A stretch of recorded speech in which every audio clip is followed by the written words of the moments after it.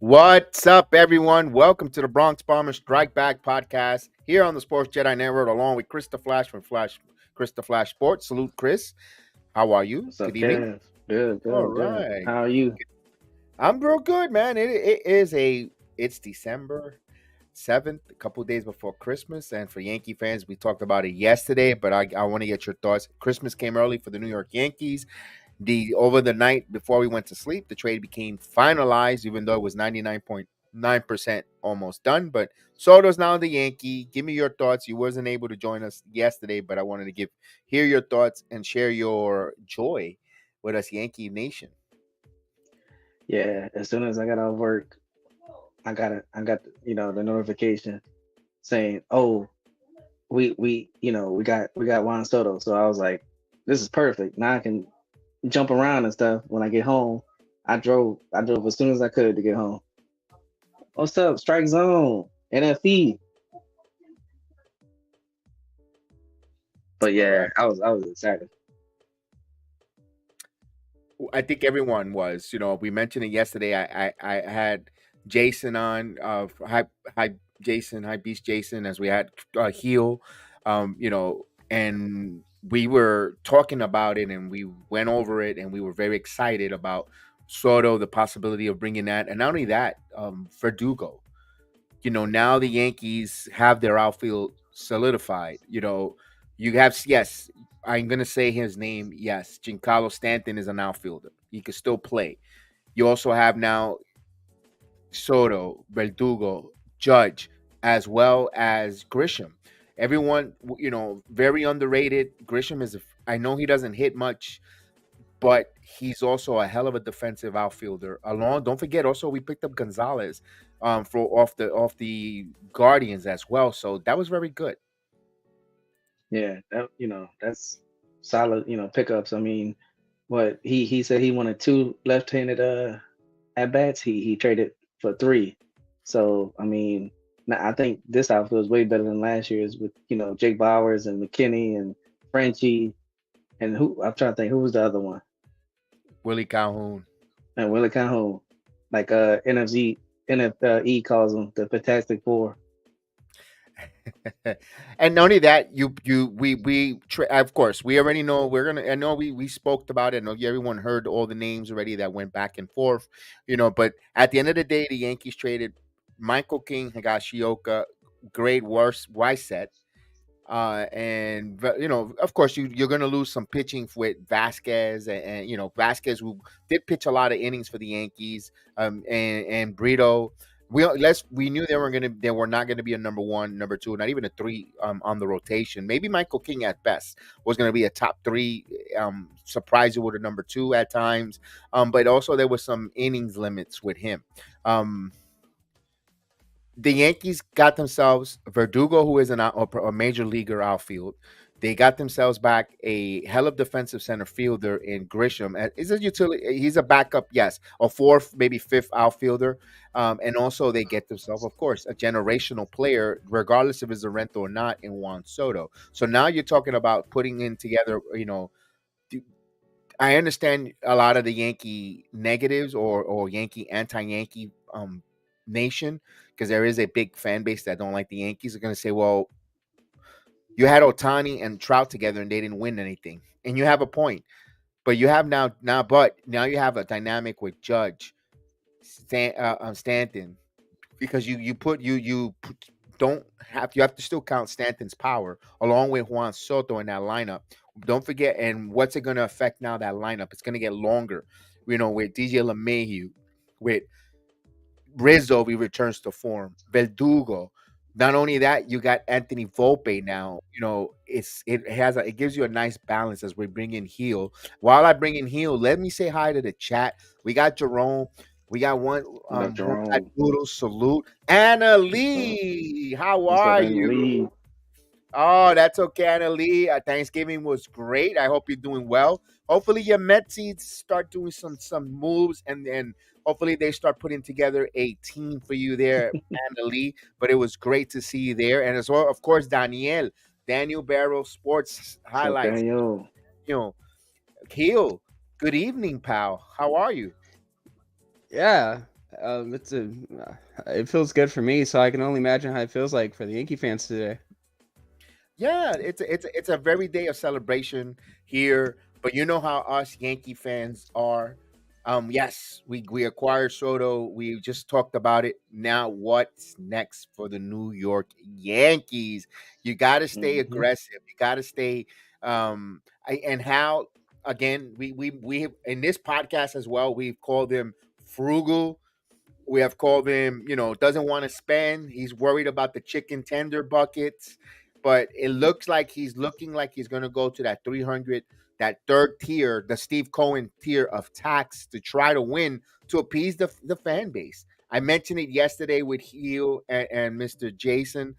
We mentioned that the ticket sales are down. There's still 40% of the Yankee season tickets not renewed. So now you bring a Juan Soto now, you're going to bring a new market of the Dominican and as well as the Mexican crowd to Yankee Stadium. I don't know if it's going to translate to season tickets, but people are going to want to go now and attend Yankee games. So that's the ramification of the money situation when it comes, or the business side of signing a big player like a Soto and so forth. Yeah, well, so now what's next? We all pivot for Monday. Why we say Monday? Because Monday, that's when the New York Yankees have a meeting with Yamamoto. He will be, I believe, he's coming to the United States. He will have Hideki Matsui will be part of that brass. Omar Minaya, who, by the way, good job on Omar Minaya in getting in the talks and getting involved with San Diego to bring. That's what Omar Minaya does. There's value for a Minaya and a Saban in the organization, and Cashman even said it in his press conference, so I loved it. Yeah, I agree. I love what he said, and then also the quote that everybody keep quote from him is he wants to make the Yankees the mecca of baseball.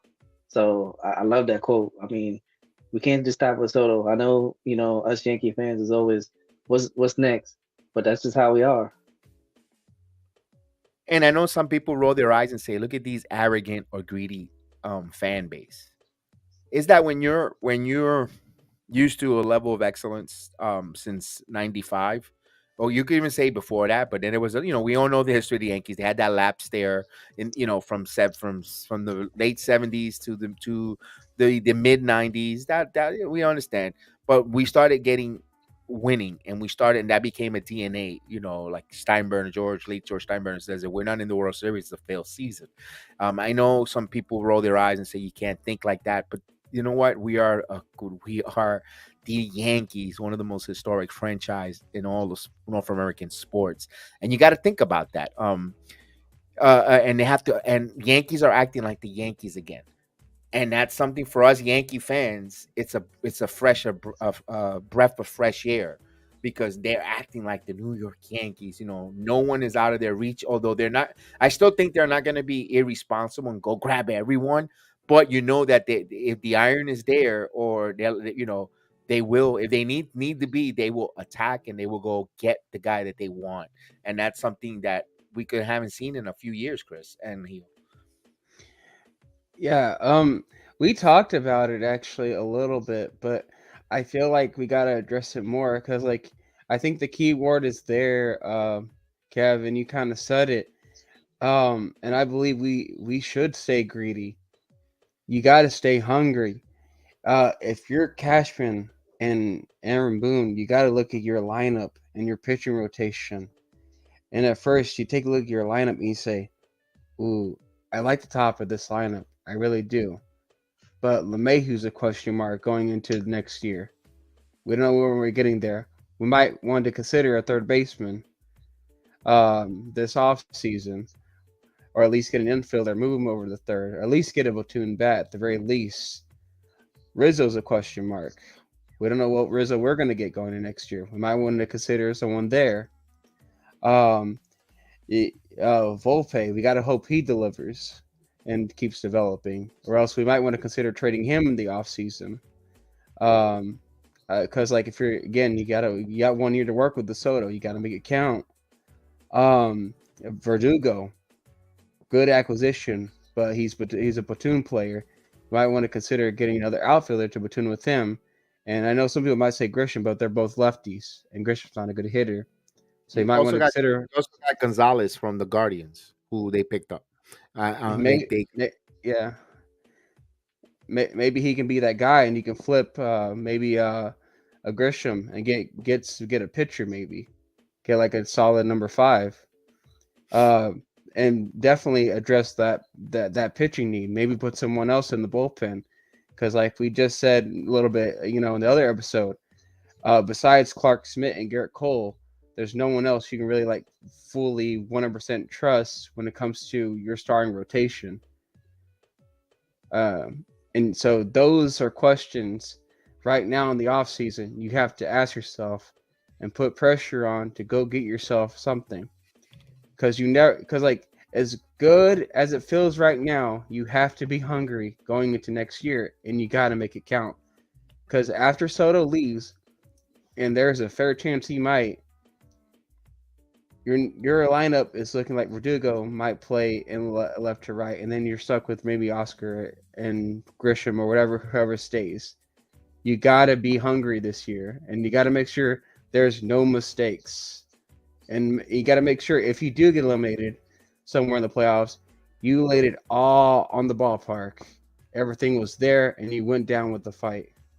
Right. You don't want to go down the way Yeah. they did a couple years ago. But let's go right into the starting pitchers. Now, I personally said if you're gonna go in, you go all in. You know, one goes half pregnant. Either you're pregnant or you're not pregnant. If you're the New York Yankees, no one's half. So if you're going Soto and you have that 1 year, supposedly, let me prove you how great, or it's a pitch for him to stay in the Bronx, and then you have to go get some pitching. It starts with Yamamoto. If Yamamoto is the signature, and they sign with the New York Yankees, I still think they need another arm, and maybe one or even two arms if you ask, because we don't, let's face it, we don't know what Rodon is. He gave us, and there's a lot of question marks when it comes to the Yankees starting pitching. With Rodon, it's a question mark if he's going to bounce back and be healthy. Even Nestor Cortez Jr. Was that a year and a half fluke, or was it last year was just because he pitched so much innings, and wasn't conditioned to have the aftermath of pitching so many innings, and maybe now is he going to come back stronger because he knows how to get his body ready and go through that dead arm period and all the fatigue issues that he went through, or of course, he'll mention pitch clock adjustments. So the Yankees got a lot of question marks because Clark Schmidt, not for nothing, as much as we malign and we roll our eyes with Clark Schmidt, he did start 33 games for the New York Yankees along with Cole. Mm-hmm. They were very reliable. Clark Schmidt was very reliable in that pitching staff, and I felt that his second half was very. Oh no, the Yankees didn't do any much thing, but he did became a better pitcher as the season progressed, and that's what you want to see with a young player, in a Clark Schmidt, get better, and listen, he's not going to be an ace. I don't know. I don't want to put limitations on Clark Schmidt, but there's potential for him to being a middle of the rotation pitcher for the New York Yankees. So then you got, but there's a lot of ifs.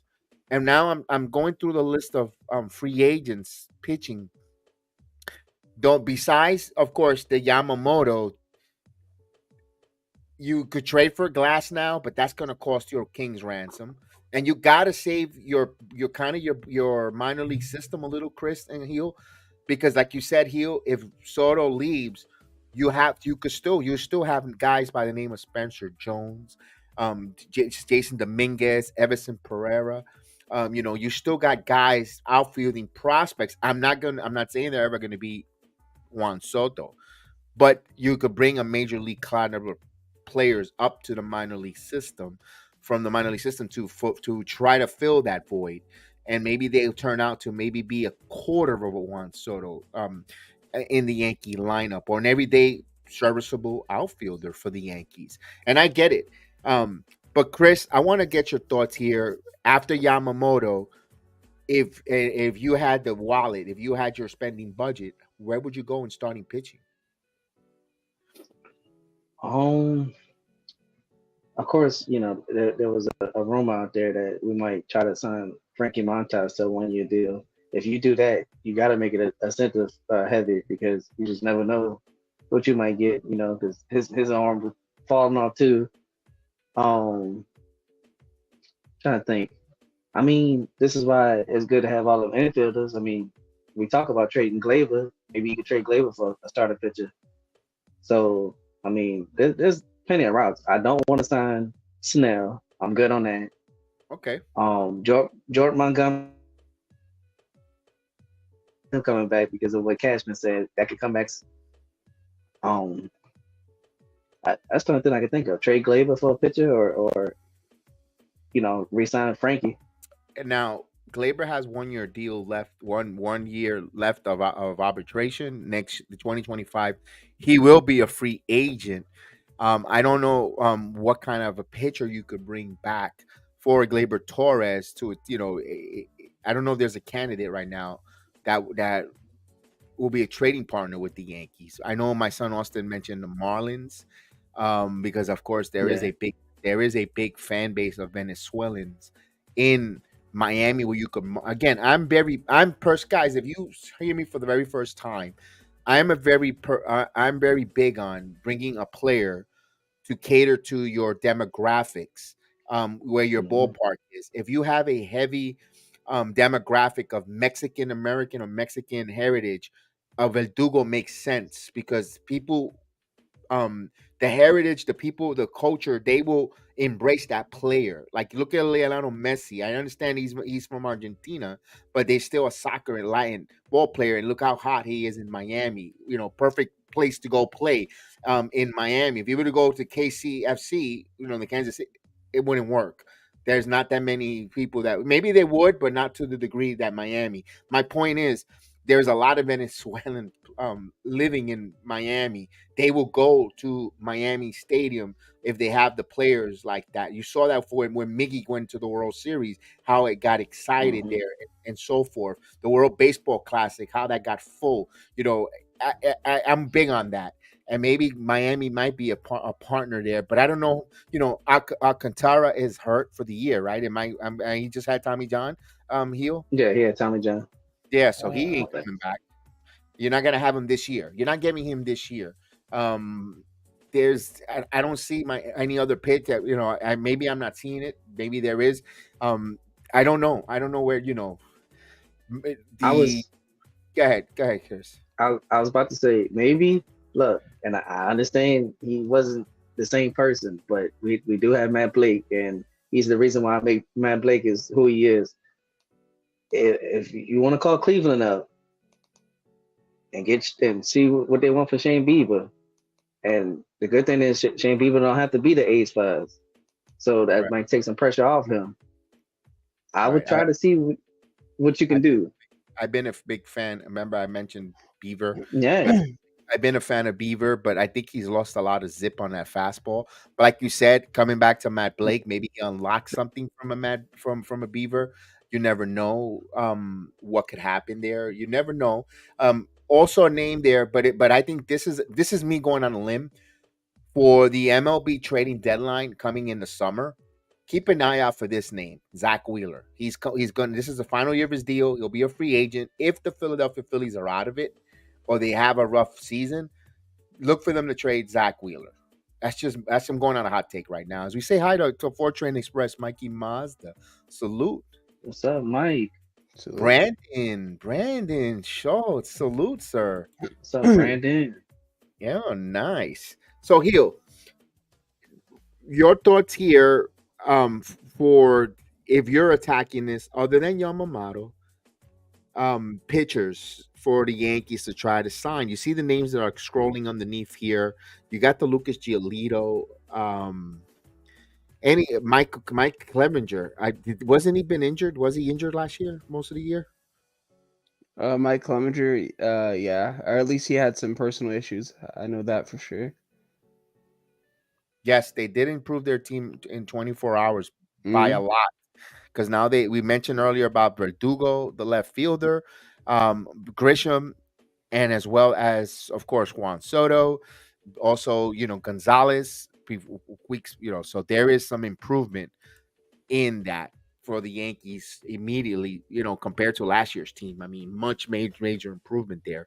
Um, Clevenger has some good stuff, but I don't know. Like you said, where is his head right now? I don't know. And for some odd reason, and I think we like to say putting on the pinstripes. It just makes a player different, Correct. and I don't know why. I feel like it would do this for this player. Uh, he has been solid for the Tigers, but he hasn't been like fantastic. But I feel like it would be nice for him to have a change of scenery. And I don't think he would cost Cashman or the Yankees that much prospects, or any big names, I should say. I'm thinking about a guy and like probably someone like Tyreek Skubal. Okay. Yeah. I don't think he's a free agent. You'd have to trade for him. How old is But he? And how many years of controllability? Because Cashman likes getting those controllable fellas, those controllable players. Hmm. But but all depends on the asking price. Tyreek Skubal right now, um, he's 27. He's 27 years of age. He has a career 3.87 ERA, and he's 23 and 27. Obviously, the wins and losses are going to be really vague Right. because We of the we want to Tigers. know Yeah. give me the win, the WAR, the ERA, those kind of good things. All That's right. Here's his baseball reference page. hmm He has a career WAR of 4.9, a career ERA of 3.87. Last year, though, he had a career WAR of 2. He had a 7-3 record and a 2.80 ERA. Mm. Um, and he threw 80.1 innings. Let's see how many games he was in. Um, he threw in 15 games. So along the line, he probably did get injured, but I'm not sure. Um, he gave up 58 hits and 28 runs, 25 of them earned. He only gave up 4 bombs. That's actually pretty good. that's a Granted, good Yeah, thing. that's not bad. And Comerica Park, but I was going still. to say that that's a huge ballpark, but you still have to go on the road and pitch some games as well. Hmm. That's a nice stat there for him. Um, I don't know if the Tigers are rebuilding, why would give up an arm just like that? I mean, if they Well, you just said it. They're rebuilding, so you can give them something like 2 prospects or something like that for just like one solid arm that you can easily slide in there with Clark Smith, and then bingo, you got 3 arms that you're automatically comfortable with. And then let me look up his years of control.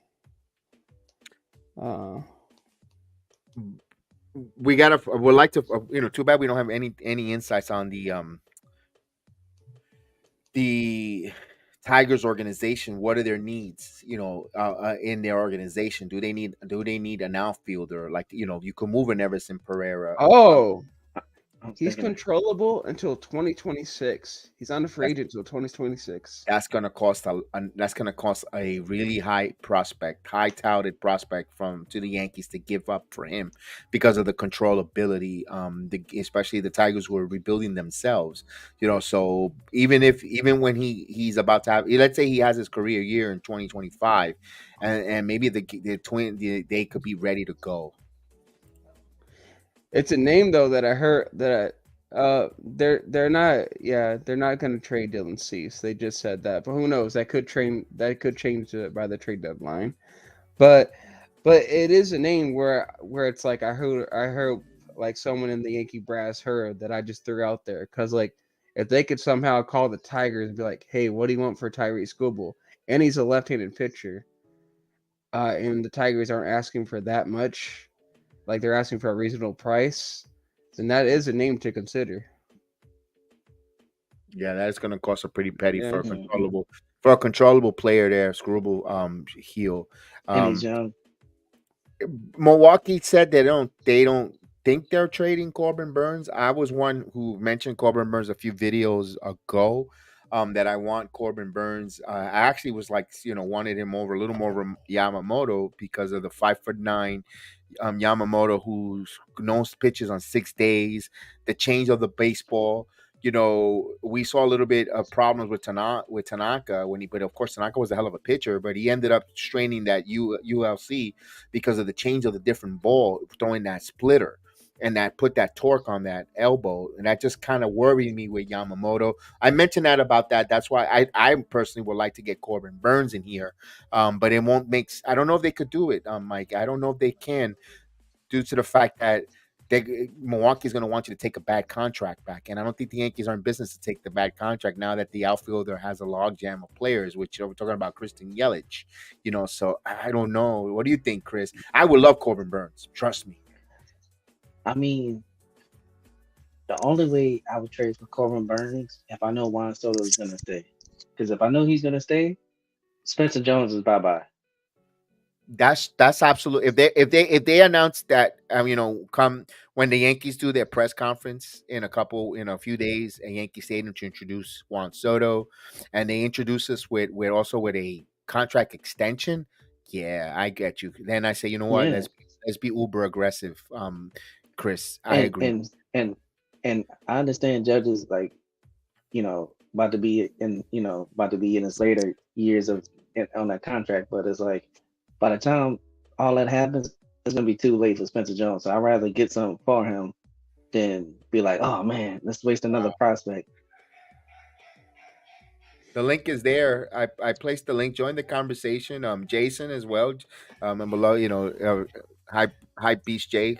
Join us if you like. Again, I know you were on yesterday, but we're not gonna stick too much on the Soto. We're gonna talk about we're gonna talk about what's next for the Yankees with the starting pitching. We're also gonna talk about relievers. We're gonna we haven't touched the reliever market yet. We'll get to that in a moment, and we're gonna talk about possibly infield.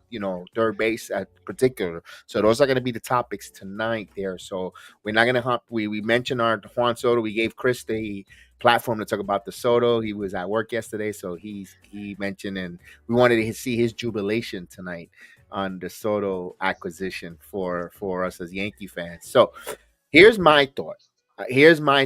If we get Yamamoto signed with the New York Yankees, and by the way, I think this is going to cost almost $30 million to get him because Hmm. Eduardo Rodriguez just signed a 4-year, 80 million, 20 per for Eduardo Rodriguez, who is a good pitcher. Don't get me wrong, innings eater, very good pitcher. Number two, number three, number four starter for and damn, that means Yamamoto's gonna make close to like 27 to 30 million a year. So you're looking at almost close, depending, 7 years, whatever 30 million is times 7, 21, like I said, 210 million. I said it. Gio, did you recall? I said the Mets probably offers him like 275. I think Jose Melo mentioned that on the chat. Yeah, that's a really dangerous thing when a player like Yamamoto is just waiting in the wings, seeing these free agents go down one by one. It's like he's saying, "Hey, if this guy's getting that, how come I can't get this?" Because Yamamoto, even though he hasn't pitched in the MLB, he knows how good he can be, and he's gonna want somewhere around that what Eduardo just got, if not a little bit more. And that's the only dangerous part. And And by the way, I'm just gonna throw this out there. I just thought about it. Even though I don't want him to leave, I do. I think the most perfect fit for the Yankees is probably Jordan Montgomery. He's going back to. I think he's going back to your Yeah, he Texas going to Rangers. Texas. Yeah, And Hmm. you know my sentiment. Let him go there. I think the Yankees did him yeah. wrong trading him for and so forth. It's not going to work. There's going to be a little bit of animosity, or he's still going to have that. You know what? They're not really good. The minute he has a rough outing, are they going to value me or not? And it's going to be a disruption. Let him clean slate. Let him go clean slate. He has good memories in Texas. I liked Monty, but I think it's best for him just to stay with But them. but yeah, on the Yamamoto thing, yeah. Is some teams out there is gonna have to take a gamble on spending a lot of money on him, and honestly, I do think it's worth it. I mean, we saw him pitch in the WBC against MLB Yeah. players and all that, so he has it in him to hang in the MLB. Like even if he has a somewhat rough first year, I mean, come on. Sometimes it does take a player a year or two to get used to MLB play. So the potential's there. I mean, for anyone who watched the WBC. The potential's I there. warmed up. I warmed up to him. When I first, I wasn't a big fan. I have warmed up to him. I'm, 25 years old. Um, again, I mentioned yesterday. I like the fact he throws the fork ball, the splitter. It Hmm. brings me back to the Yankee dynasty when their pitching was really good. That was one of their main features. Strikeout pitch was the splitter from David Cohn. From the it's a Mel Stoudemire tutelage. So Clemens incorporated. Even saw it's a pitch that I think it will help the Yankees when you need a strikeout or get it, and now they went away from it because of Gary Sanchez's inability to block that ball, and they went to the stupid slider, and the rest is history. Not to go back in the minutia of circles, with the hamster wheel of turds, I like to call. Me personally, the way I want it, Yamamoto, I will bring back Frankie Montas for a prove it year deal. I'll make a 1 year deal. I'll try to get him a 2 year deal, with a player option for at the end of the year. That means if he exceeds and goes above and beyond, he could opt out to try to make more money. If not, you bring him back on a lower deal too. Personally, and then one pitcher, I know you guys are not going to like the pitcher that I would like the Yankees to bring, for number 3 or number 4. And I know it's going to be, I hate to say it, but I would like to get Marcus Stroman. Oh, okay. Uh, he's really good, but I think he's gonna expect a lot of Whatevs. money. When because I think either he's a free agent or he's about to be. Who? No, he's a Marcus free Stroman. agent. He is a free agent. I thought he was a Marcus free Stroman. agent. He is Okay. a free agent currently right now. Okay. Yeah. He's 33 years old. Yeah. Yeah. I Yeah. wouldn't mind to see him come to the Yankees. I know you know what, money talks, BS walks. He's a local kid, and man, John, salute John. Yeah. People forget he's a ground ball pitcher. Actually, he can be good at keeping the ball on the ground. What up, John? Yeah. But yeah. And he's in the middle of his prime. I mean, he's a little bit away from falling off. But yeah. You're not too sure if he wants He to come to the Yankees. he I mean, does. He still does. He keeps our name in his mouth all the time. Trust me. He does. listen, I don't know if he had a bad taste when he pitched for the Mets. Here's the thing: go out there. You have a stacked team with the Yankees. And you win, you can stick it to the Mets. You know what? I'm in the real New York Mhm. organization. I mean, but you know what? It's all about money. I don't know what motivates Marcus Stroman. He's like from a different tailor, different cloth. Maybe he wants to go somewhere warm, like Mikey said. Atlanta, Houston. I mean, you might be right, And Mike. and I wanted to say this too about him. Guess who he respected that played for the Yankees? That was a pitcher, a lefty, big man, Cece. CC. And I know him and CC always talk. So I don't mind Stroman because if you get Yamamoto and then you pair him with Stroman, I like that. And then Stroman, like I said, he doesn't have to worry about carrying a rotation like he did with the Cubs. Because I'm sorry, he was actually one of the best pitchers for the Cubs. And Heal, can you check to see if how long if Marcus Stroman landed on the IL last season, and if he did, how much time he missed? Because I never hear him much on an IL stint. No, Marcus Stroman, he's like a durable pitcher that will get the ball. He and he's short.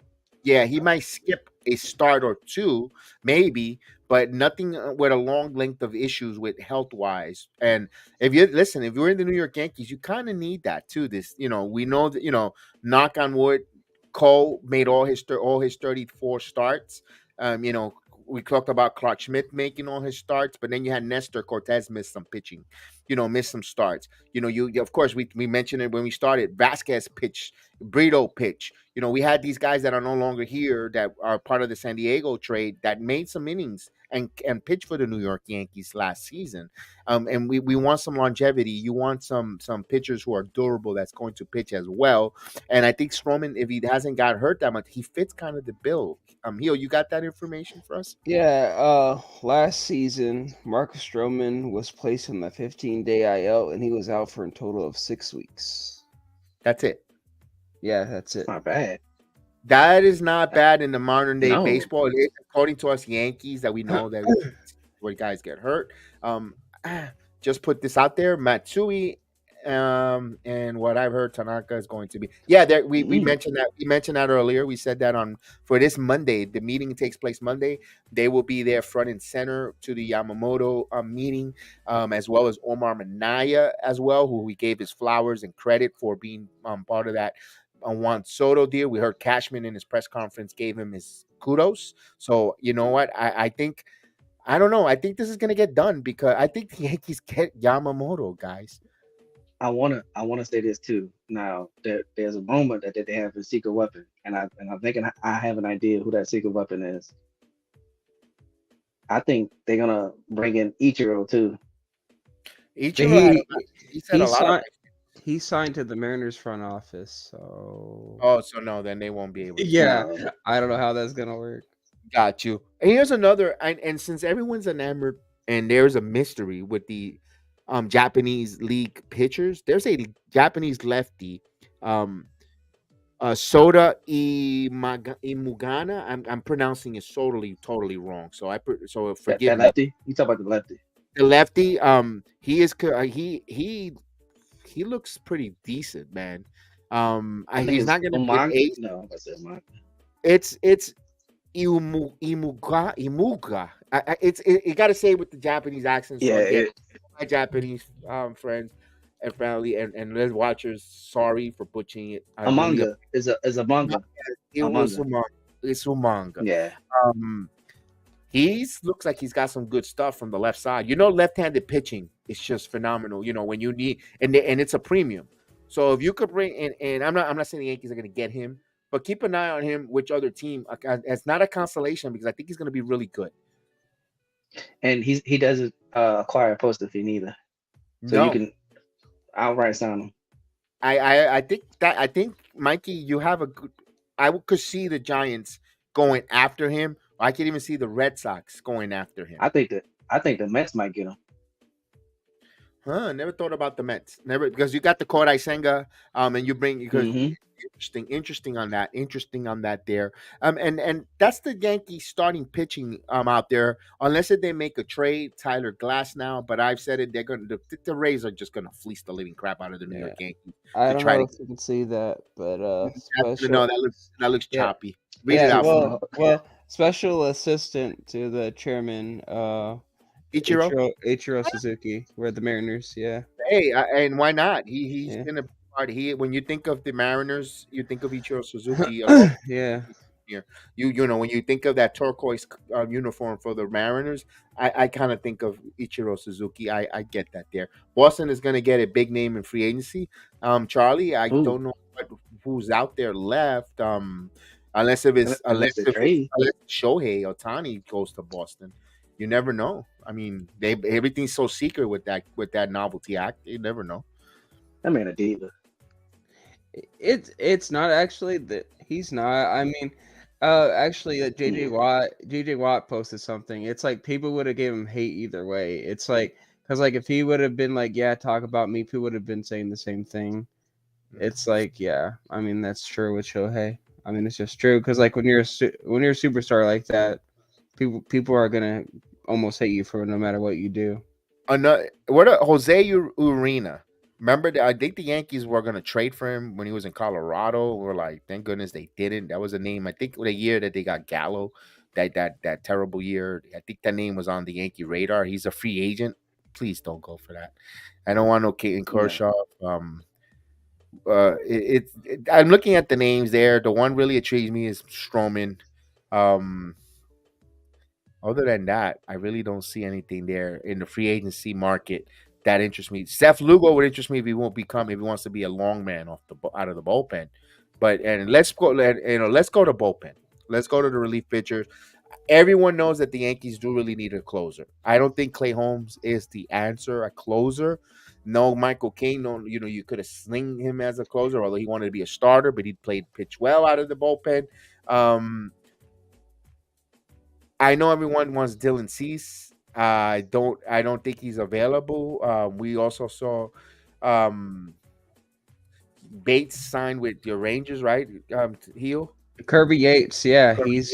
he's coming to the Rangers with Bruce Bochy. a name that's been circulating really hard for the New York Yankees, Jordan Hicks. Now, we saw that the Yankees were very enamored with Jordan Hicks when he was part of the St. Louis Cardinals.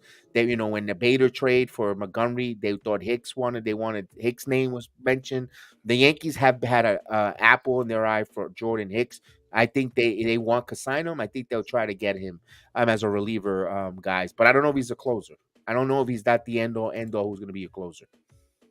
Shohei going to the yeah, I think so too. I think he's going to the Dodgers. Something I got this really weird feeling that he's going to the Blue Jays just because they like how they're being so quiet with him, and plus he's all about just working out and playing baseball. So Who's that, Yeah, Heel? Shohei, he's all about just working out and playing baseball.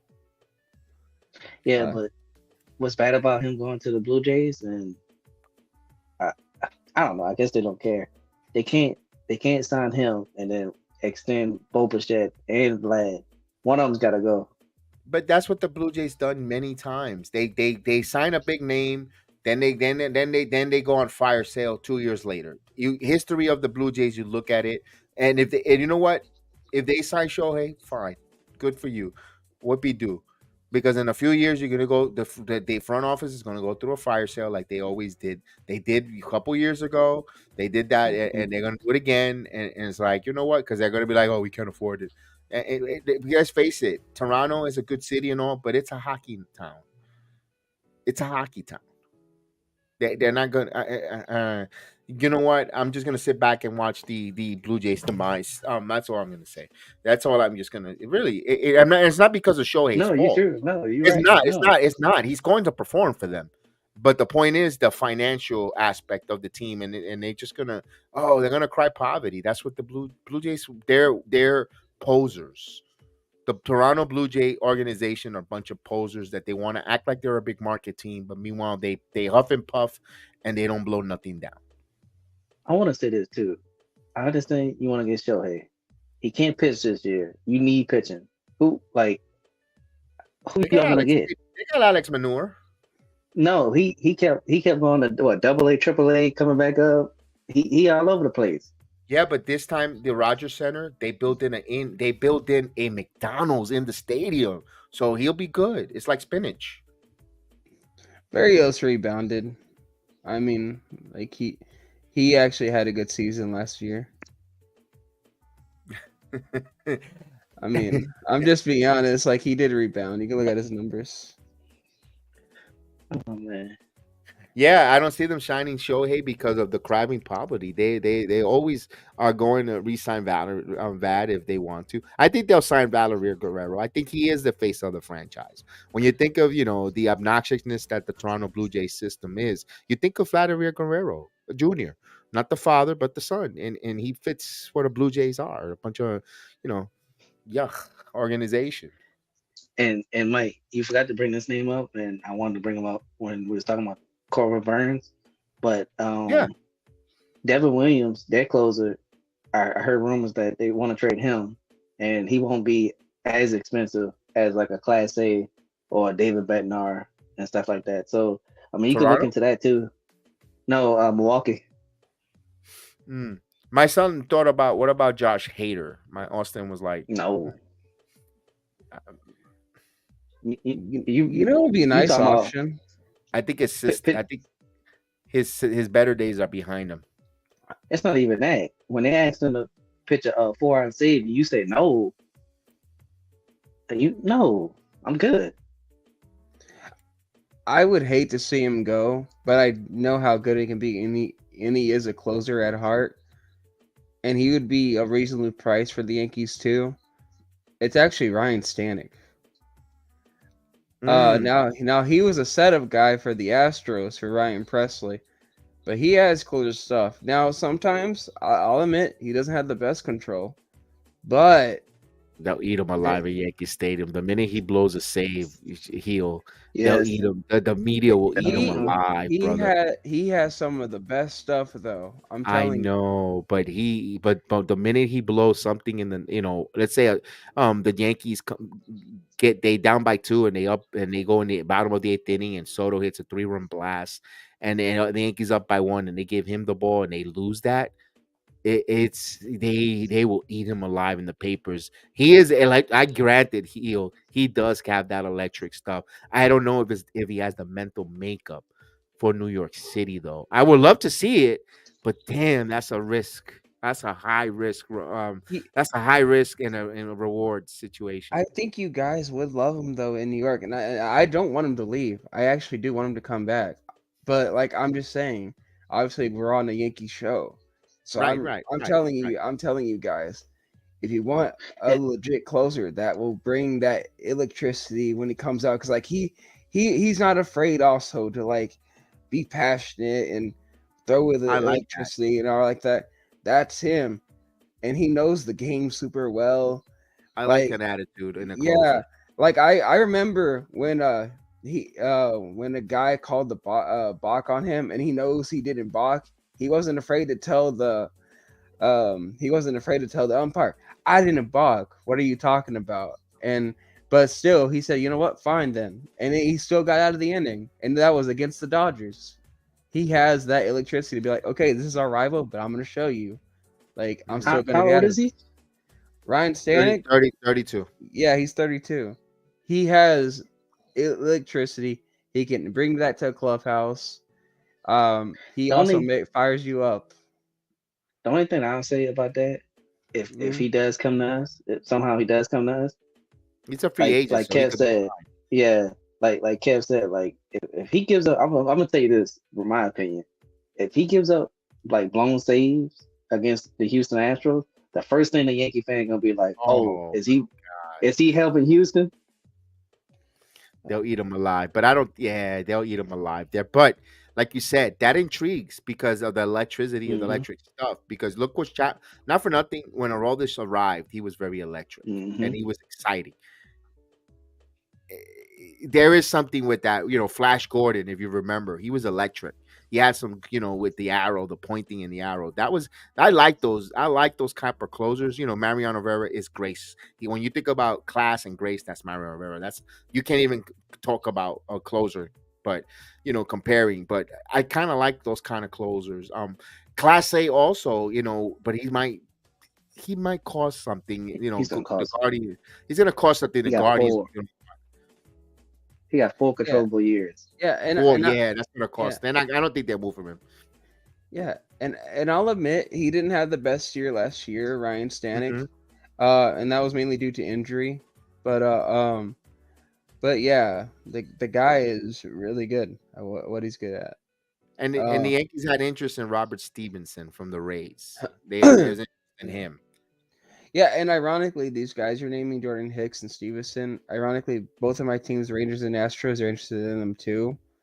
Right. So I think the Yankees might want to really get them away from those guys because, like, well, but the other two teams are World Series contenders, and Yes. you're trying to build one to go against those juggernauts that are Correct. definitely going back to the playoffs. Yes. Yeah, I could see Yeah, that there. We could see that. It'd be interesting to see how the Yankees are gonna, because remember, no Trevino, Luis Trevino, the Yankees did not tender him, so he's gone. Unless they could bring him back in a contract. I don't know if they can, if they didn't tender him. Maybe they might could possibly bring him. Wandy Peralta, although the Yankees looks like would like to bring Wandy back to their rotation. But remember, we're also getting Scott Efros back from his injury. So he should be coming in. You have Tommy Kahnle. You also got, of course, Clay Holmes. And you Am got I Hill, is which one? Louise Hill. Yeah. yeah. He's coming back. I would let go of Trevino personally. I No, mean, he's not yeah, returning. He's yeah, a free No, agent. yeah. I was He's about a to free and he say agent. had Tommy he's John proven too. Yeah. he's proven nothing. I was like, he's got to go. Yeah, he's a free agent. And also you have Middleton. Remember we signed, we traded for him in the middle of the season. Middleton is still part of the team that we made the deal, I believe, from the White Sox, that we traded for him in the middle of the Hmm. season. So he's Yeah, still on this team for some mini relief. Yeah, we'll see what they'll do there with the bullpen gas. Here's one thing I'm gonna say: as much as we malign and we attack Brian Cashman, he does a good job finding bullpen arms. We got to No, give him Mhm. credit. let's not sugarcoat it. No, last year's trade line was hilarious. Cause like, eh, let's not try and sugarcoat it.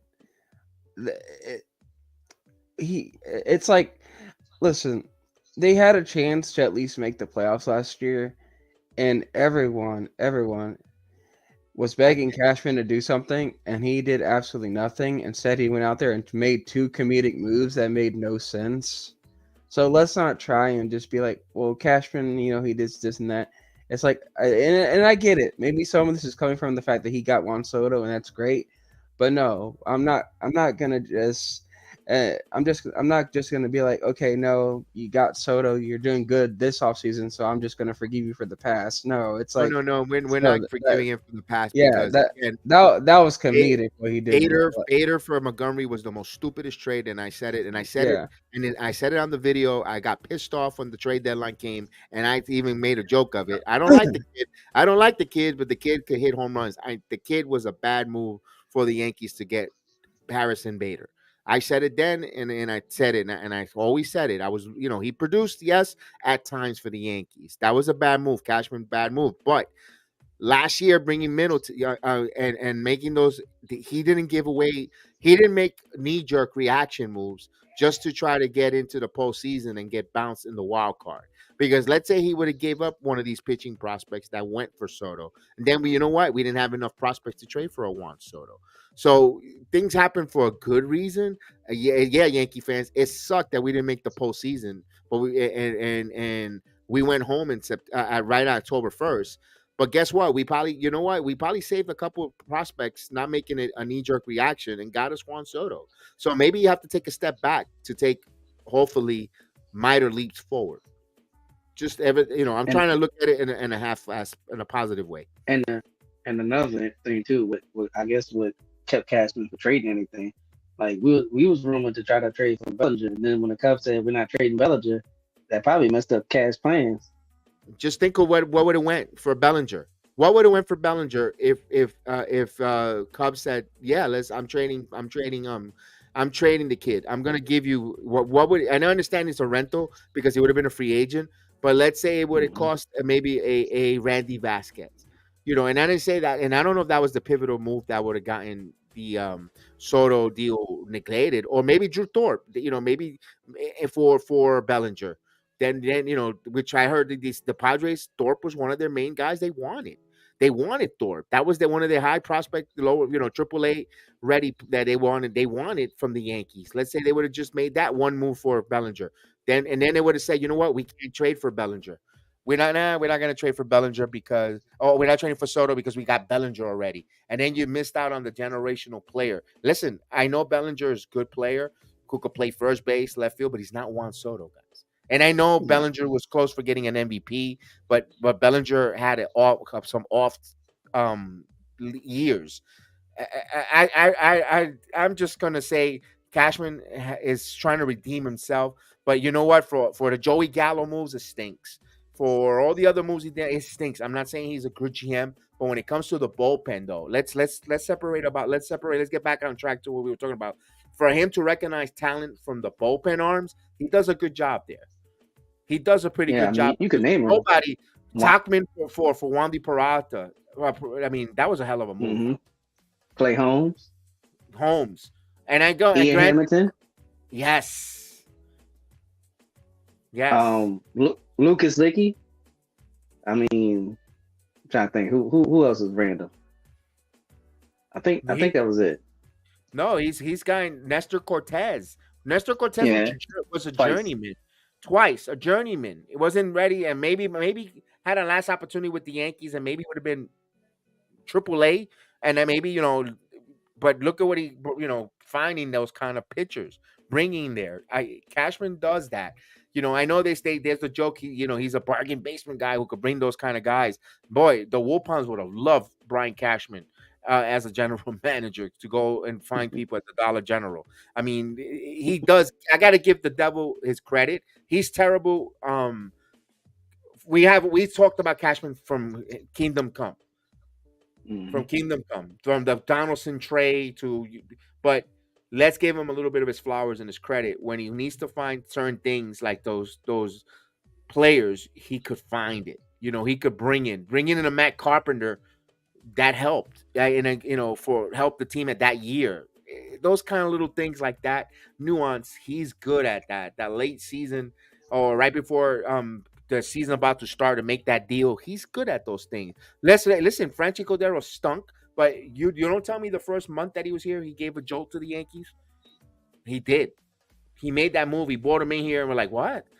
But it helped him get a little bit of a jolt. Even Tulowitzki, when he brought him here for before had to retire, he gave the Yankees a jolt. They got into that. They got into a hot start with Troy before he went hurt, and when they won the 101 games, he makes those kind of little maneuver moves. I'm looking for him to do that this year. I'm expecting him to do something with the bullpen that way, where something out of the blue from when it comes to Cashman there, and that takes me to the next topic here is we talked about pitching, we talked about we talked about starting and relievers. Now let's talk about, are you guys comfortable with no real center fielder until Dominguez returns maybe in July, August? And do you feel comfortable with the captain playing center field in April when it's cold, covering a lot of ground in the gaps of Yankee Stadium? And thank God Judge has never pulled hamstrings, not Giancarlo Stanton, but it's gonna be freaking cold in New York for him to be playing center field. And it's until June. I'm kind of afraid because Boone said season starts today. Judge will be playing majority of the center field, and I know we have Grisham who could come in as a sub, to play some hell of a defensive center field. But I'm a little worried there. I would like them to get themselves a center fielder that could play at times. What's your thoughts? I'll go with Chris first on that. Yeah, I don't mind Judge being the center fielder because out of all three of the fielders that we got, Verdugo, Judge, and Soto's probably the worst one out of all three of them. So you would want Soto to go to right and let Verdugo left. And I mean, just remember when Judge was playing center field, what he did. He broke the home run record for the American League. I mean, I feel comfortable. I mean, I feel like, be honest with you, it don't matter what position or out plays, you can't predict injuries. I mean, look what happened. He played right field in Dodger Stadium and he Right. hurt his toe. So it's like the only thing I'll say, don't dive for too many balls. That's all I ask. Other than that, I'm fine. Unless your name is What Debbie. if- Hill. yeah. Your, your thoughts there.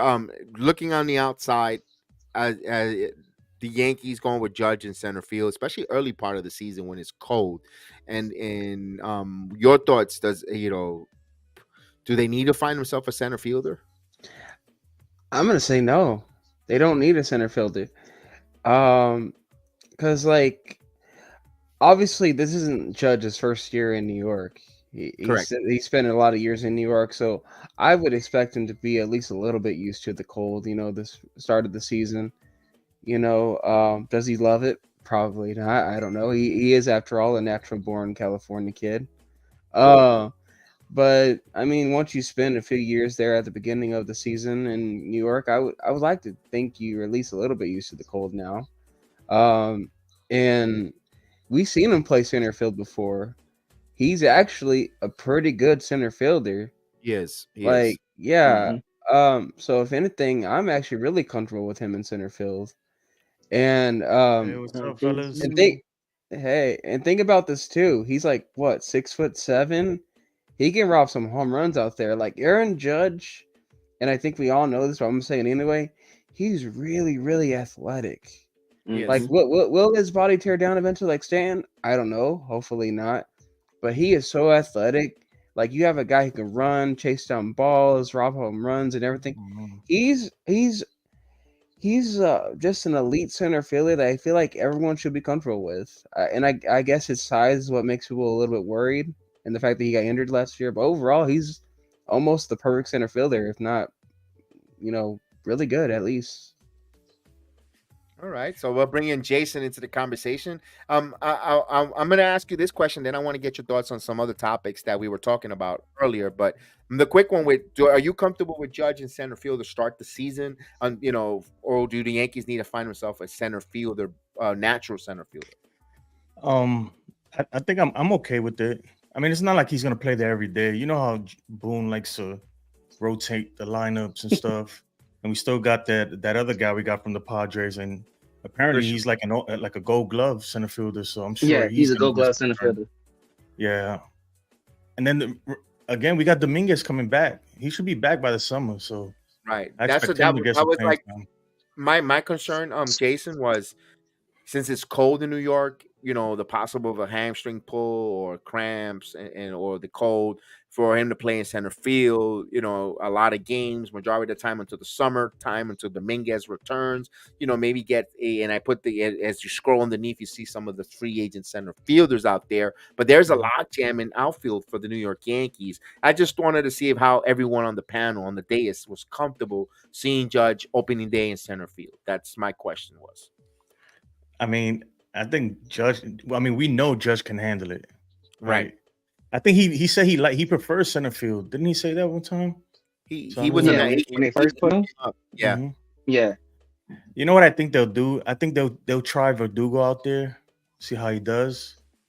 Maybe like a game here and there, and then if he can handle it, they'll give him some more play. I mean, look, guys, we had IKF out there last year, so I'm pretty sure. I don't, man. Anything's an upgrade at this point. But I definitely I don't want to see Judge get hurt. That's my only thing. He's got to stay healthy this year. I agree And with yeah. and since you came on here, I want to ask you here, because we already went through, and I want to get your thoughts. Mhm. Pitching wise for the New York Yankees, besides Yamamoto, if you could add two starters other than Yamamoto or one, who would you like for the Yankees to pick up on the free agent? I could put the free agent list back up there as starting Mhm. pitching. And if you had the checkbook. I mean, besides Yamamoto, honestly, like I've been thinking about Monty a lot lately. Okay. I just don't want him back because I feel like it's like bad luck. I don't know. I have like a Mm-hmm. superstitious type I of said the thing, same but thing. Yep. Monty was great, man, and he's even better now. So, and I mean, he knows the organization. Who else could fit in better than Monty? So, I mean, that would be one, I guess. Um, who else? Who else is out there? I definitely don't want Blake Snell. I'll stay Okay. away from him. Um, and Shohei, just Shohei Ohtani, even though he won't pitch next year. But I don't know. That's a tough one because You're I think I'm hoping that some more pitchers become available on the trade market instead. I feel like once Shohei signs, a lot of things are gonna change. I agree. Mm-hmm. I A lot of things are gonna change, and right now we just have to wait for Shohei. Whenever he feels like signing. I think I it'll got be. I think it's gonna happen by the weekend or by. Yeah.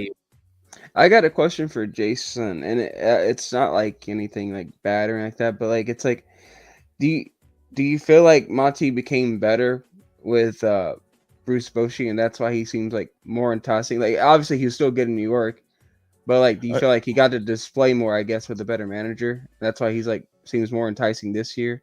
Because um, yeah, he definitely got better. I mean, clearly, I'm not sure if it was the manager or what, but he even said it. Sonny Gray said it too. Like the Yankees they wanted him to have a certain pitch sequence, and he wasn't comfortable. I don't know if it was with the sweeper or what it was, but he wasn't comfortable throwing that pitch that much. So when he went to the Cardinals, they were like, hey, whatever you want to do, and it worked out for him. So, and that's not a knock on Blake's on Aaron Boone. no, Matt Blake. I almost Matt said Blake. Blake. Oh, Yeah, Yeah. it's not a knock on Matt Blake because I think he's a really good pitching coach. But I think sometimes the analytics they get real too involved, man. Like if a pitcher doesn't feel comfortable throwing something, don't force him to throw it. He made it to the big leagues for a reason. So that's He my said take. he enjoyed throwing more of the fastball, and also, you know, with the Cardinals, I believe Did he'll correct me if I'm wrong. When Montgomery got there last year, was Yadier Molina still there? Yachty is still like he still works with the Cardinals, but obviously he's not the catcher anymore. But the philosophy of him having input with Yeah, the catching and the pitching staff there might have seen something from Monty that helped him unlock something. He probably go ahead, Chris. I wanted to say this too because you brought that up. Actually, the pitching coach that was in St. Louis went to Texas. Ah, yeah, that too. It was Maddox. so Maddox. Yep. So Maddox saw something with Monty in the Cardinal organization, and that's what led to that trade there. And I think he Mm-hmm. liked and I think he might have helped unlock something from Montgomery. You know, what pitch count to throw what. Maybe at certain pitch count, throw your fastball, trust your fastball because the contact you're going to get is going to be favorable to the defense that's out there. Maybe that's something and maybe that's a way of using analytics to benefit. Who knows with that there. And you know what? I actually didn't mention a pitcher that I've been enamored for quite some time, and I saw he's a Oh, free agent. I was looking at the damn name there. It's Sean Manaea.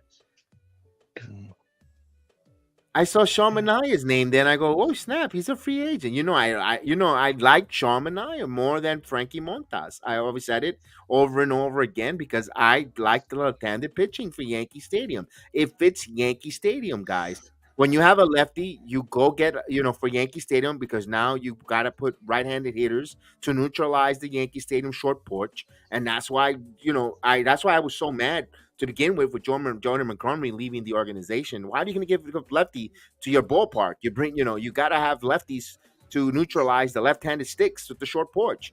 That's why I like this Sean Manaea. So I just wanted to bring that note there on that there. Let's talk about the infield. We're talking about this is going to be a huge, huge year to find out who is the real DJ LeMahieu. Is he back? Is he going to return back to the machine that we saw the first 2 years with the Yankees, or is this a broken down, aging DJ LeMahieu? Because I think this is going to be a pivotal year for him. Is there going to be a bench? He's going to be at the end of the year, he'll be elected to a bench player, or he's going to be who we thought he was. Jason, this is huge. He finished off the second half last year pretty good. What's your thoughts of DJ? Well, it's like the Eminem song, "Will the real DJ please stand up?" I don't know, man. He's been wishy washy lately. If he stays healthy, I think he still has some good years ahead of him. Obviously his best years are behind him, but honestly, I want to see Peraza. I want to let the young guys get a chance, man. Fair. If not, then you got to trade him. I was thinking about this. We have so many. Like, what happens to Cabrera? What happens to Everson Pereira? What happens to Florial? What happens to all these guys? Would you send them to AAA or trade them? Something. But I would rather have Peraza or another third baseman out there. What do you think about Chapman? No, I don't think nobody. Right? No, I think he's a little too older. Because it's gonna take. That's Josh Donaldson 2.0. Yeah, he's gonna want a 3-year deal. Yeah, we just went through Donaldson's stench. Yeah, I'm good. To get him here is like, it's like you're like history repeating itself. Even Justin Turner. I mean, look, he's gonna be almost 40. And a name that Jameer Candelario, the Yankees almost traded for him, but he signed with the Reds, so he's off the books there. It would have been a nice one. Gio Urshela, I don't think you return him back to the Yankees. I'm looking at the names that are scrolling by here. Nothing really stands out, but there is a name that that I thought that the Yankees could, you could either bring back IKF to be as a backup in case you need him to play shortstop in case or second base. He could utility move him around. He could. You also have Oswaldo Cabrera as well, like you said, Jason. Here's a name that's a free agent that comes up as an outfielder, but he's an infielder, especially if you're going to move Gleyber Torres. Any interest on Kike Hernandez? Kike Hernandez. Nah. I hate him when he was in Boston. So I don't. I mean, we already got enough Boston Red Sox on our team. Man. We don't need enough. He's a pesky hitter who has speed and contact, especially if you're moving a Gleyber Torres. And let's say you go with Peraza at second, and you have LeMahieu at third, but you have Kike Hernandez as your who could play in emergency situations, short, second, a little third, and he's that pesky player who you could get him off the bench if you need to steal some bases, make some contact, run some havoc, and actually could play center field as well too. That's why I kind of like I like Kike Hernandez. But I don't know that I don't think that's gonna happen. I just wanted to throw that name out there because I think he fits a tool of all different. I think he plays a little more better than Oswaldo Cabrera, although I do like Oswaldo Cabrera. Like our lineup now, we actually got slower than we were last year. We're younger, but we're slower with these two additions. So I would like to see some speed in there. Obviously, you got Volpe, but besides that, who else? Who's gonna steal 20, 30 bags? That's why I threw the name Kike Hernandez out there for some speed. You also got Grisham who could come off the bench with some speed there. Hio, any chance to you let me know what Grisham's stolen base total was with the Padres? Yeah, and I don't think the problem's that with the team at all. I think the problem is to this point is like we just said, who's gonna play third, and also number two, do you need a third baseman, like an everyday third baseman? I think that's the main question right now.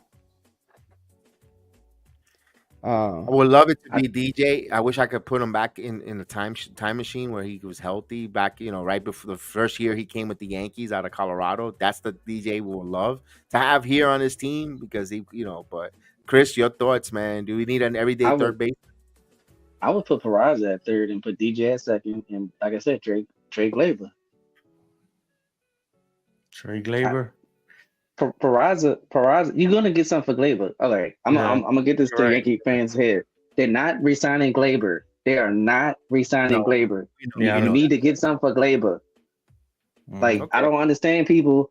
Like some people saying, "Oh, why not keep him and get a pick?" What the hell you want to pick for? No, I don't want to pick. I'm gonna miss his bat. To be honest, man. Of course. Of course, we're gonna miss his bat, but they're not gonna re-sign him. So it's like get something for him. I kind of would like to see Gleyber Torres hit with all these guys in this lineup that is doing constructed. I mean, I do too, but I don't want to waste. Like he has a lot. Like you can get something for him. Mm-hmm. So why not start Peraza at third and put DJ? DJ won a Gold Glove at second. You guys love Peraza. I think he's not a major leaguer, but I mean, I've been, well, of course he's not yet. He hasn't really. There's only one way to find out. Let him play. Yeah, he hasn't been given a chance. Mm-hmm. Doesn't give me. Same with and like Jason said, we need speed. He's fast too. That's true. That I give you there, but I don't know. And not only that though. So another thing too, you have to let them play to get their value up, because if not, nobody's gonna want them. They want guys who are proven. So if you could get him, 50 games and he does halfway decent, his value just went from a prospect to a established or semi-established big leaguer. And I don't know. I think they should give him a chance. I think he earned it at this point, in my opinion. You could get away with that, guys, because you have power in the outfield. Like if they were having a regular typical outfielder, with no power, with a home run, you need power bats at third. This is the time. If you're gonna do it, this is the time of the Yankee trajectory or timeline to get away with a non-home run hitting third baseman. No power numbers in the corners is now, because you have Soto, you have Judge, you have Stanton, you have even Verdugo. I think is going to have like 27 home runs in Yankee Stadium just because of the short porch. You don't need that power from your third baseman. Then you could go with a Peraza there. I could see that there. And like you said, Chris, trading Gleyber Torres is you would like to see that for maybe a Class A. I mean, you could see where a 3-team deal where you eventually have him get to Miami and bring Class A in, and so Miami sends something to the Guardians. it'll be interesting to see there if we get a third baseman there because you kind of want to keep Peraza, Jason, and Chris and Heel in case Volpe has a sophomore slump or something unforbid. We don't know. I don't want to say injury or whatever, but you want to have that shortstop. I can't go with a makeup IKF or Cabrera play a long stint of shortstop.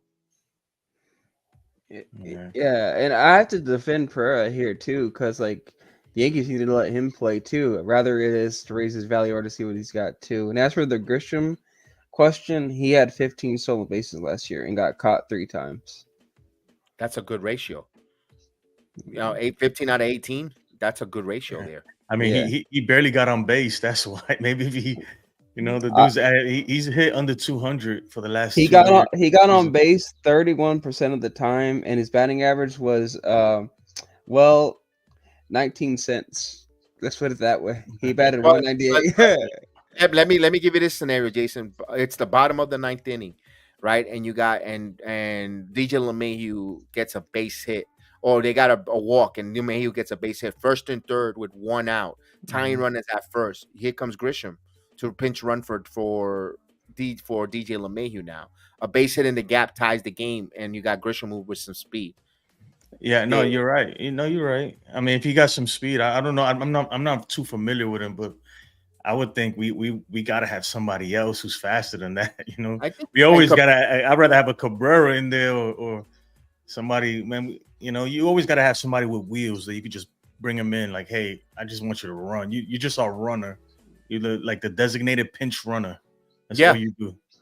No, I agree with. I see that. Yeah, but you want. I think it's Cabrera. Last year, who was last year that guy, Chris, for us? Who was the guy that was? You knew you were gonna get a stolen base no matter what when he came in. There was Volpe, but from the bench, was it Greg Allen? Greg Allen, yeah, that was one. I believe there was another. Allen was one of those. Allen, he's really fast. He was electric. I just hope the Yankees could find a balance because I hope we don't go back to that just home run or nothing mentality.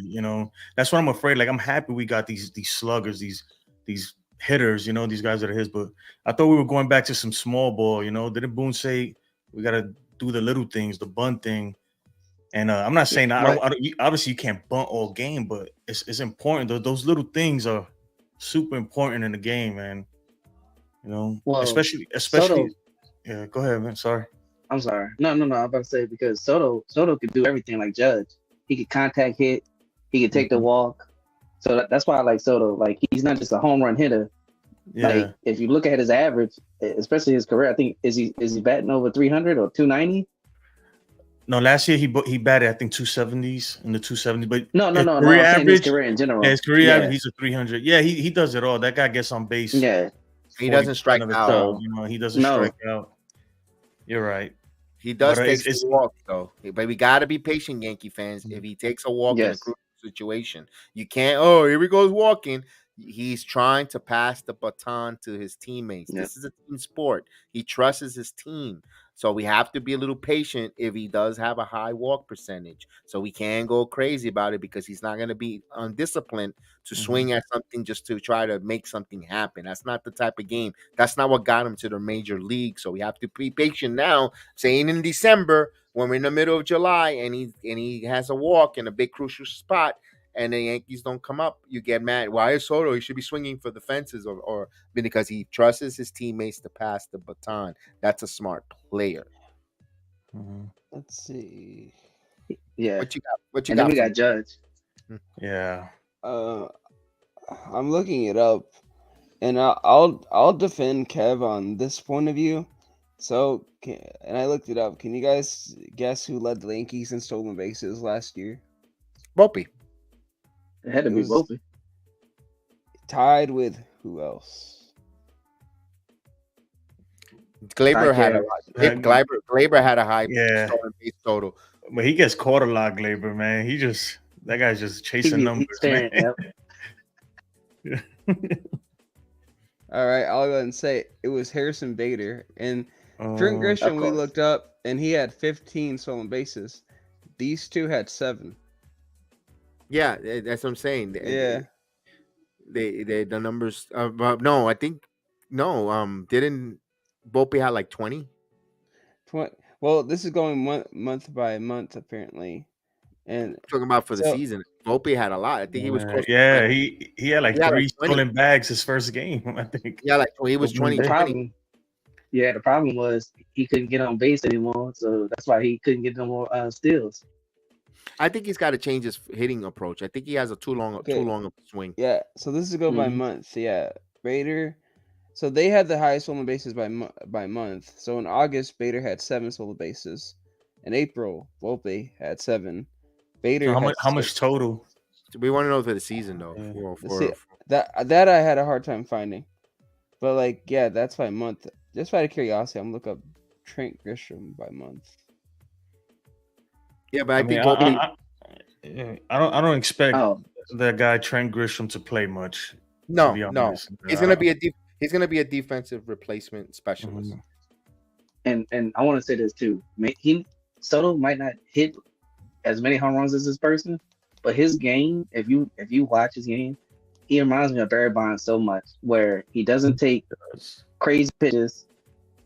He takes his walk, and if he gets a hole in one, he's gonna get a hole in one. Mm-hmm. And Yeah. that it reminds me of Barry Bonds so much. It Maybe does. now that it's like because Barry Bonds took steroids, but Mhm. his game just reminds me of Barry. Volpe had 24 total stolen bases for the year. Yeah, there we go. Who was second though? I want to know who was second on the team. Torres. There we go. There we go. Volpe had 24. There we go. And then second was Bader with 17. IKF was 14 with third. Then Glaber. I know it. Then Cabrera. Who got then caught the Clark. most? I bet you it was Glaber. man. Glaber. Yeah, Glaber. I can look Glaber, that up. I think he's Glaber's really he's chasing that contract and he's gonna get his money and he deserves it.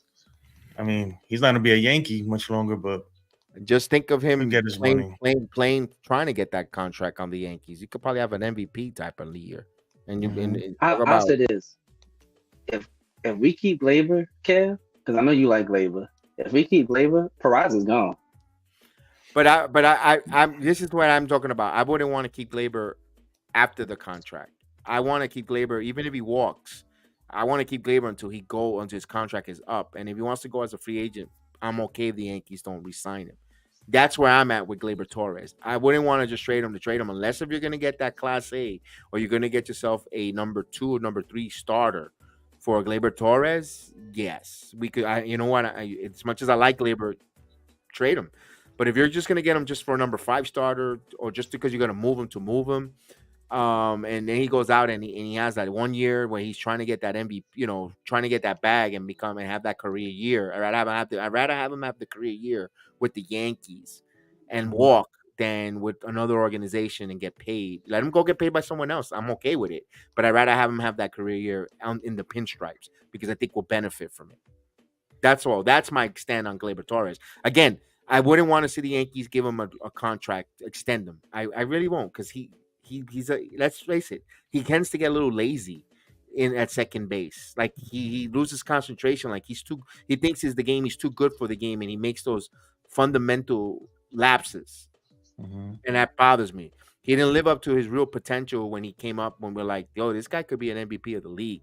He hasn't even sniffed close for being an MVP. Yes, he's been 2-time All-Star, but he never lived up to the full billing. Yes, Heel. I took a lot of digging, but and this is 100% facts. You're knee deep. It's not my month or anything like that. This is the player who got caught the most stealing for the Yankees. It was actually Gleyber Torres 6 times. I mean, if we all do it, yeah. That sounds. I'm looking at. He got thrown out by a good 30 feet.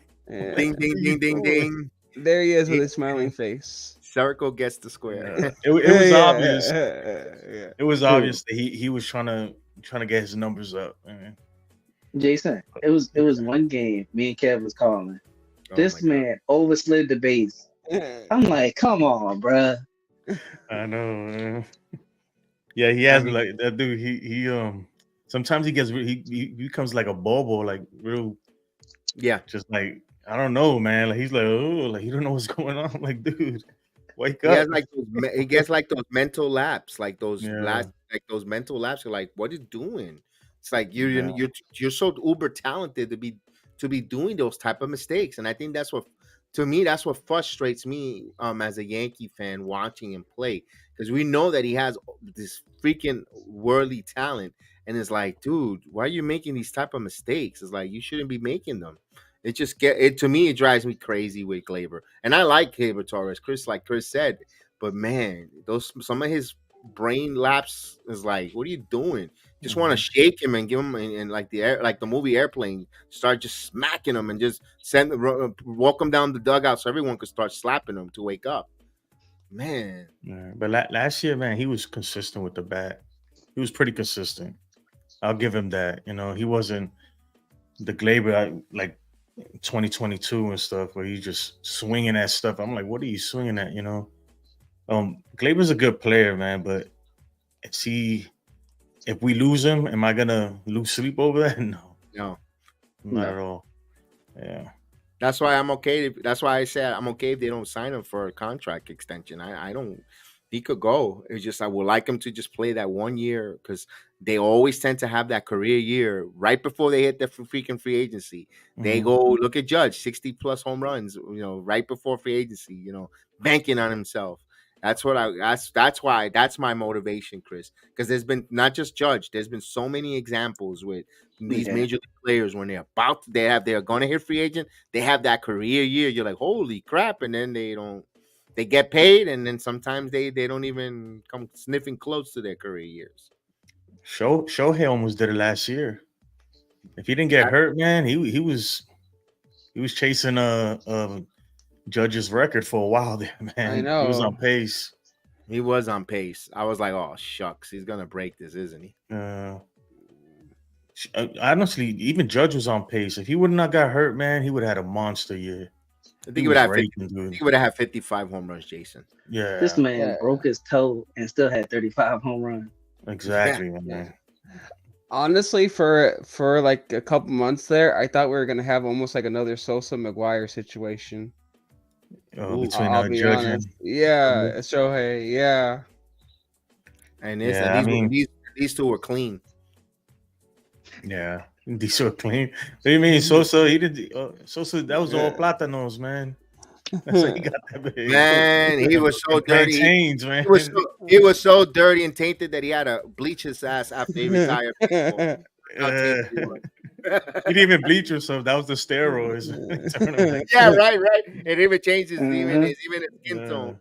That Thinking guy, man. oh my God, man, Jesus I feel bad Christ. for Sammy though. I feel bad for I tell you what, though, guys. I know I hate to keep harping on the Soto topic. It's just Oh, that's fine. I'm I mean, excited. No, you good. I woke up today feeling good. I got up. I couldn't wait to just because I live in San Antonio, so everybody here is an Astros fan. I couldn't wait to get to work. Oh my God, I showed up early today. I just wanted to rub it in. And they already knew, man. They're like, oh, you still guys are still not gonna win. Everybody keeps saying that we're still not gonna make it to the playoffs and all this stuff. And I'm like, okay, we'll see. We'll see. We will see. Me personally, the only thing holding you guys back is a question mark and that stupid buffoon, the guy that doesn't believe in the Boone? starters. Yeah, Yeah, but yeah. I think Boone, honestly, that's why I like what's the bench coach Osmus, Brad Osmus? Brad Osmus. I Me too. like that move, and I'll tell you why, because he's a manager, Yeah. so he wants that spot. Boone has his replacement sitting right next to him I said right now, the so same thing in that video. they're gonna hold his feet to the fire. Like, all right, now mid-season, man, we could get you out of here. We got your replacement right there. That's his And interview you for the remember job. and you remember he was the one that I don't know if it was Joe Girardi or CC when he was like, who you telling to shut the fuck up? And I was like, what the hell? He's a fiery fella. And I mentioned that too. I said, and I said the same exact words you said, Jason. That's his replacement. Also, Mm-hmm. Brad Osman's played in the major leagues. If you remember, I believe he played for your Astros, Keel. Yeah. He was an Astro catcher. And also he I think he was a runner-up of manager of the year when he managed the Tigers or Yeah, I think it was the Tigers. Yeah, he was a runner-up. runner-up. And when you talk to Major League Baseball players, and you have and like say Gleyber Torres has a brain fart, when Osman pulls you over to have that conversation about you should have done this and this, you tend to listen more because hey, I've been there, I played the game, I know what you're going through, or something that has nothing to do with baseball. And relax. That's where they thought Sean Casey was going to help the Yankees as a hitting coach because they wanted to bring someone from who played the game who could relate to the players of what they went through. No disrespect for Carlos Mendoza. Good luck with him with the New York Mets as a manager. But I think when the bench coach has that conversation with players, like, hey, well, I'm gonna listen to this Bato. He never played the game before. You telling me, it's like me telling a cardiologist how to conduct, to check an EKG where I'm an electrician. It's like, wait a minute, you're an electrician. You never done, you don't know nothing about the heart. What, you talk, I can't, we never been in the same shoes. I just see it that way. When you talk to players, and then, listen, there's been known play managers that never play the game of Major League Baseball, and there's the most smartest baseball players, managers in baseball history. I get that, but I think with this new modern day baseball players or modern day, you kind of have to have some kind of a been there, done that before, so people could kind of listen to your message a little more. It's just me. Maybe I'm overthinking it, but I think Optimus is going to help the New York Yankees as a bench coach. I'm really that move there got me excited. Really, and I got excited last year when they bought Manaya and Saban. I don't remember, Chris. I told you I like that move. Yeah.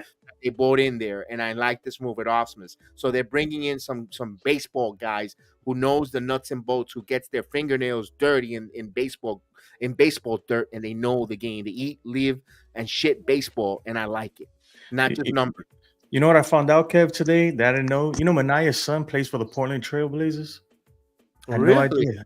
I had no idea either. His son is in the NBA. I was like, wow, isn't that something? Isn't that? Man, he was talking about it on the Yes Network today. I was like, get out of here. Oh, get out of here. That's I gotta pretty check cool. it out. That's pretty cool. Damn, I didn't even know that. Wow. Which shows you, kind of tells you where the sport of baseball is, man. Yeah. You know, Yeah. you got a guy like that. You know, you think his son be a big leaguer, you know? And they're playing basketball.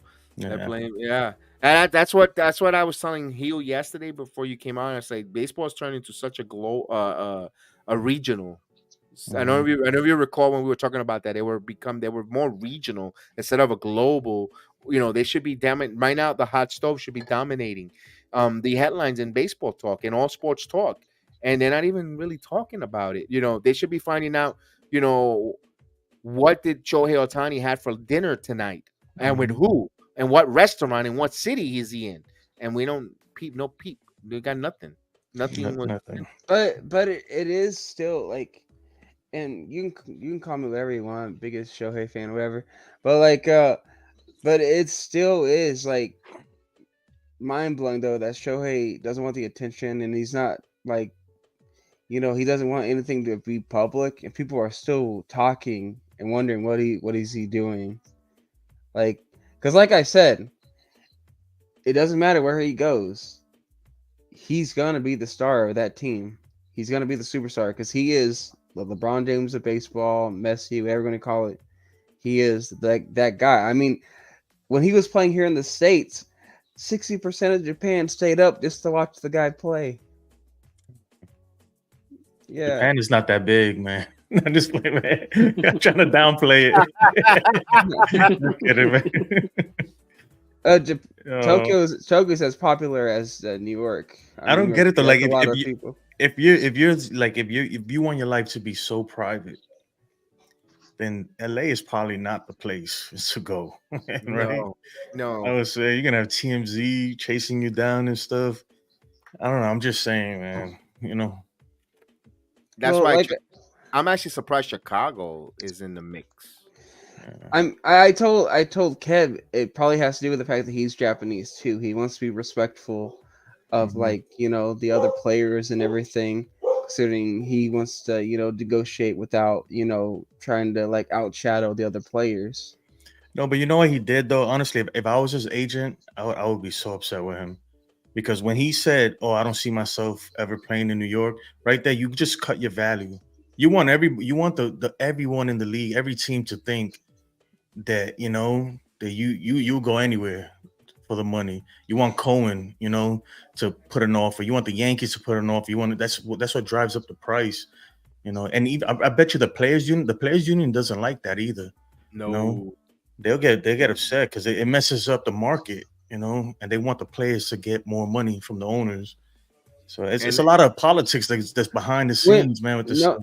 not knowing only Shohei, not only knowing Shohei, it's about other players because if New York gets involved, I'll let you go real quick here. If New York gets involved and they drive it for where he's 700 million, guess what? Soto, it benefits Soto next year. It benefits Mhm. so and so going forward, and you want him to get as much money and drive up that cost instead of getting 550,000. Let's say if the Mets are involved in Cohen and Cohen wants 650 and the Blue Jays sign him for 700,000, that helps other players down the ride. Go ahead, Gil. Go ahead, Gil.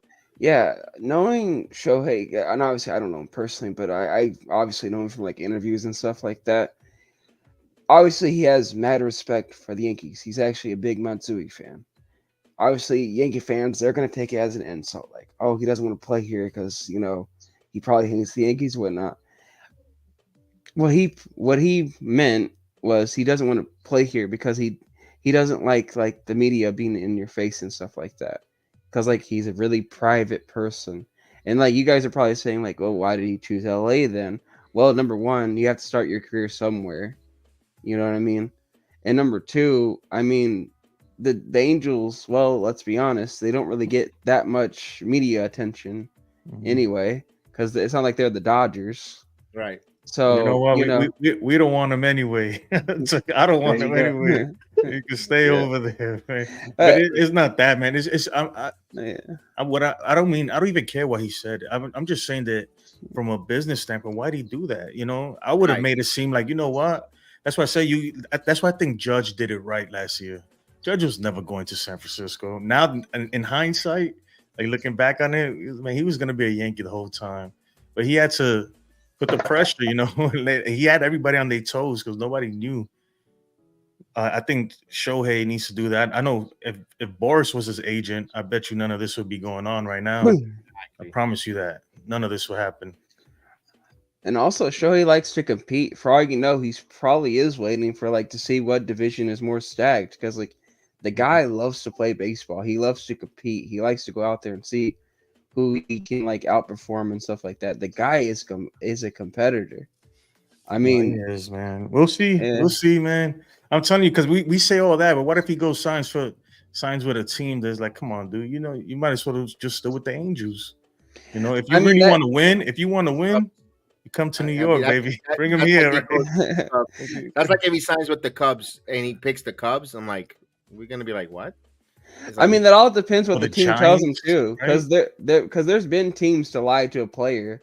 I mean, I'm not gonna lie, my Rangers are even guilty of this. Where they talk to A-Rod, where it's like, oh yeah, we're gonna sign you, and then we're gonna build a whole team around you, and we're gonna go for it, baby. We're gonna win it all. Just give us like 2 or 3 years. There's Mhm. been teams that do that, to just lie to a star player. It happens a lot more often than not. I mean, look at Mike Trout. He's stuck with the Angels. I mean, they're not really trying. I guess kind of are, and it sadly it happens. Players get lied to, and then they either ask for a trade or they just waste their career, and it's sad, but it happens. It happens in every sport, as a matter of fact. Yeah, So but Mike, it could happen. but Mike Trout though, I mean, even though now nobody really wanted, but he could have been asked for a trade. He's in Anaheim because he wants to be there. mm-hmm, mm-hmm. Um, Yeah, yeah, go ahead, Kev. What yeah, you but say? look at the Angels. They're still telling him, dude. Hey man, we're hiring a new manager around Washington. We're gonna try to get all these pieces together. We're trying to figure it out, man. Meanwhile, um, his management should be more honest with him and be like, hey, look, man, the Rangers didn't figure it out. The Astros been having to figure it out. Mariners are starting to kind of figure it out. We don't think we're going to be able to compete, man. We should probably just trade it away. And hey, sometimes there are those guys that are loyal. I'll give you that. Some there are those guys that are just flat out loyal Hey, Hill, for I what want to reason we ask don't you, know. son. Do you really think he's worth $700 million? Think about it, man. The guy hits like Bryce Harper. and the guy pitches like Corbin Burns. What would you offer those two just to be on your team? Then you combine that, he's worth somewhere between 550 to 600 million. Yeah, I would say 556. I would say that. Well, this 700, 800. I see some crazy numbers. Yeah, it's like two players, but it's only one. Mm-hmm. You know what I mean? Because Yeah. if he gets hurt pitching, guess what? He can't hit. If he gets hurt hitting, guess what? He's probably not gonna pitch. It's just one person, you know. I don't know. To me, it's a lot of risk. Yeah, you get two lot players of risk. basically, but if he goes down, you lose two players basically. I get that. Exactly. And Yeah, I get that mindset. Yeah.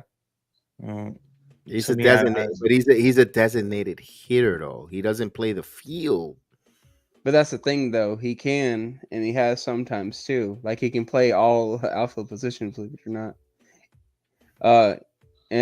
But obviously, you want to make sure he's as healthy as possible. So they don't really do that, obviously. And he hasn't been healthy either. He's always got something, even from his rookie year. He's always got an injury.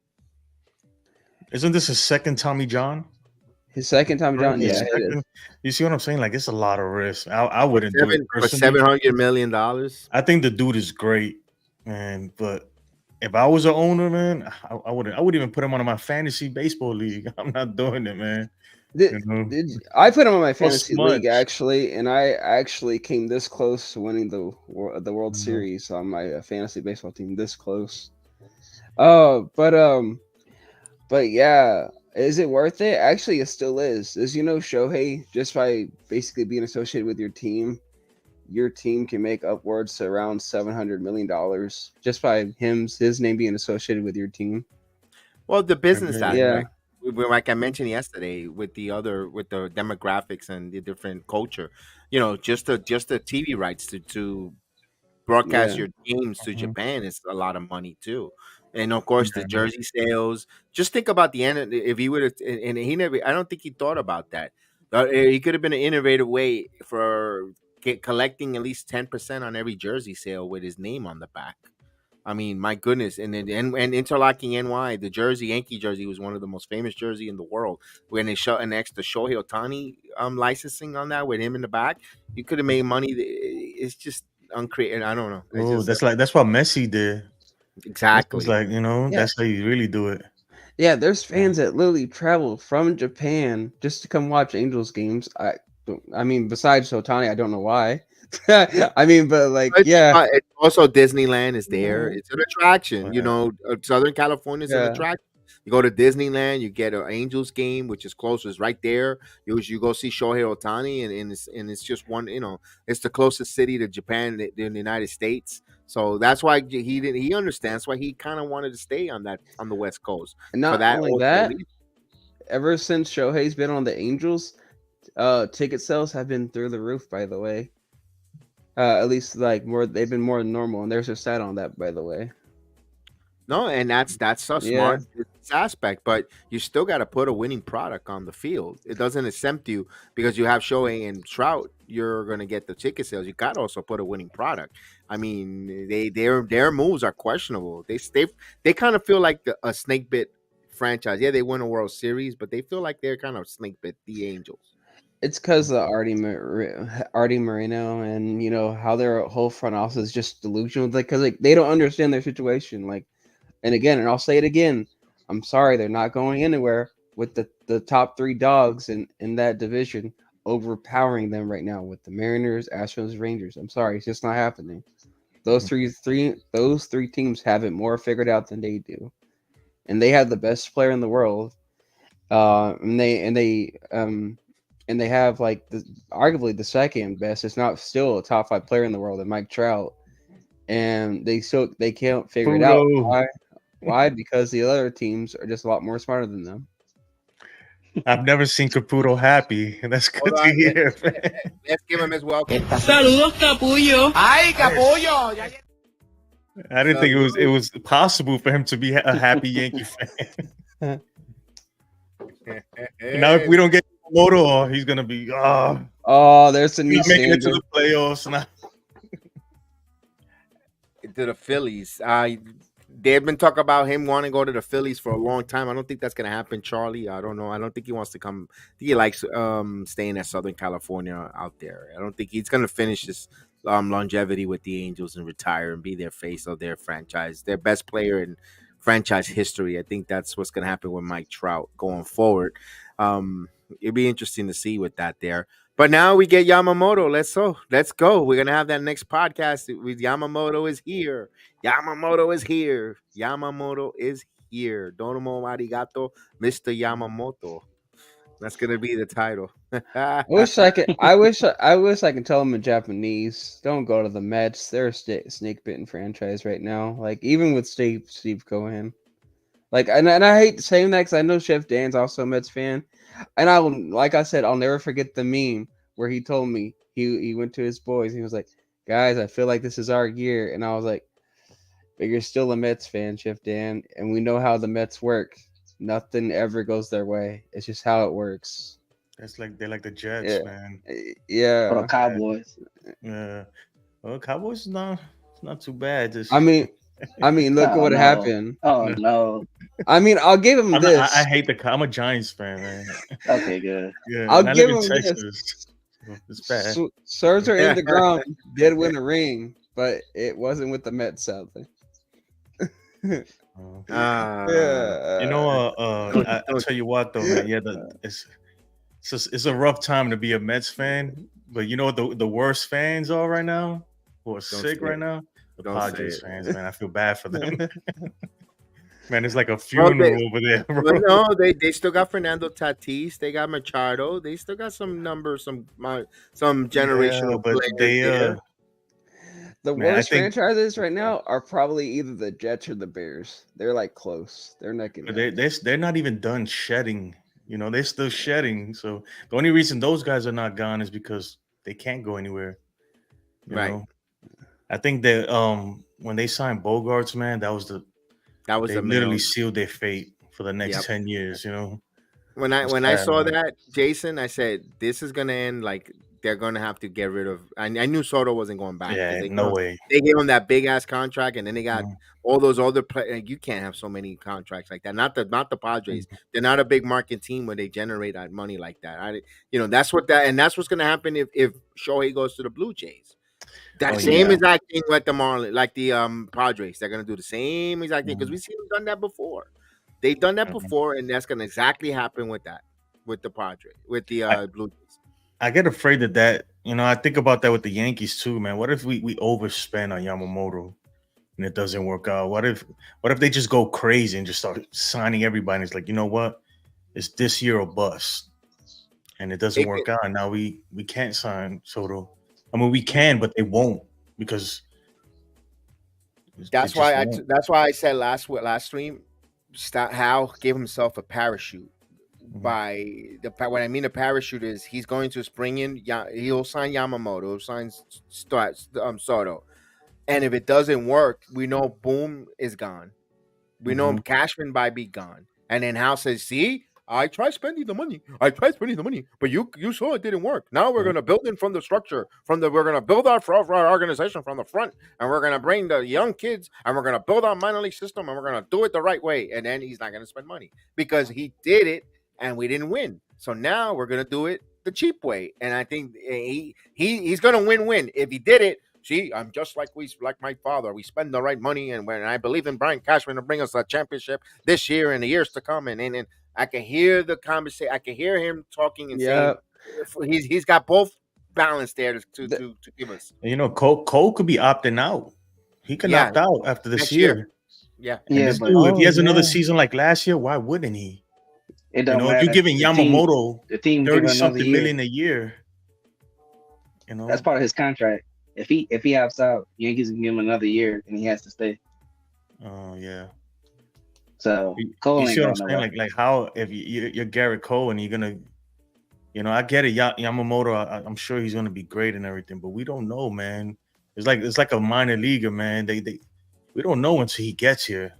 That worries me. You're gonna give him more than you're gonna give him Garrett Cole money. The American League Cy Young. It's crazy.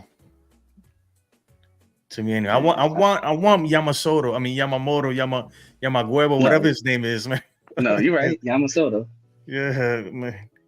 I want it, but man, I feel like Cohen is gonna drive the price up. Yeah, Cohen. Actually, yeah. Jason and I think you, Kev, both bring up really important points.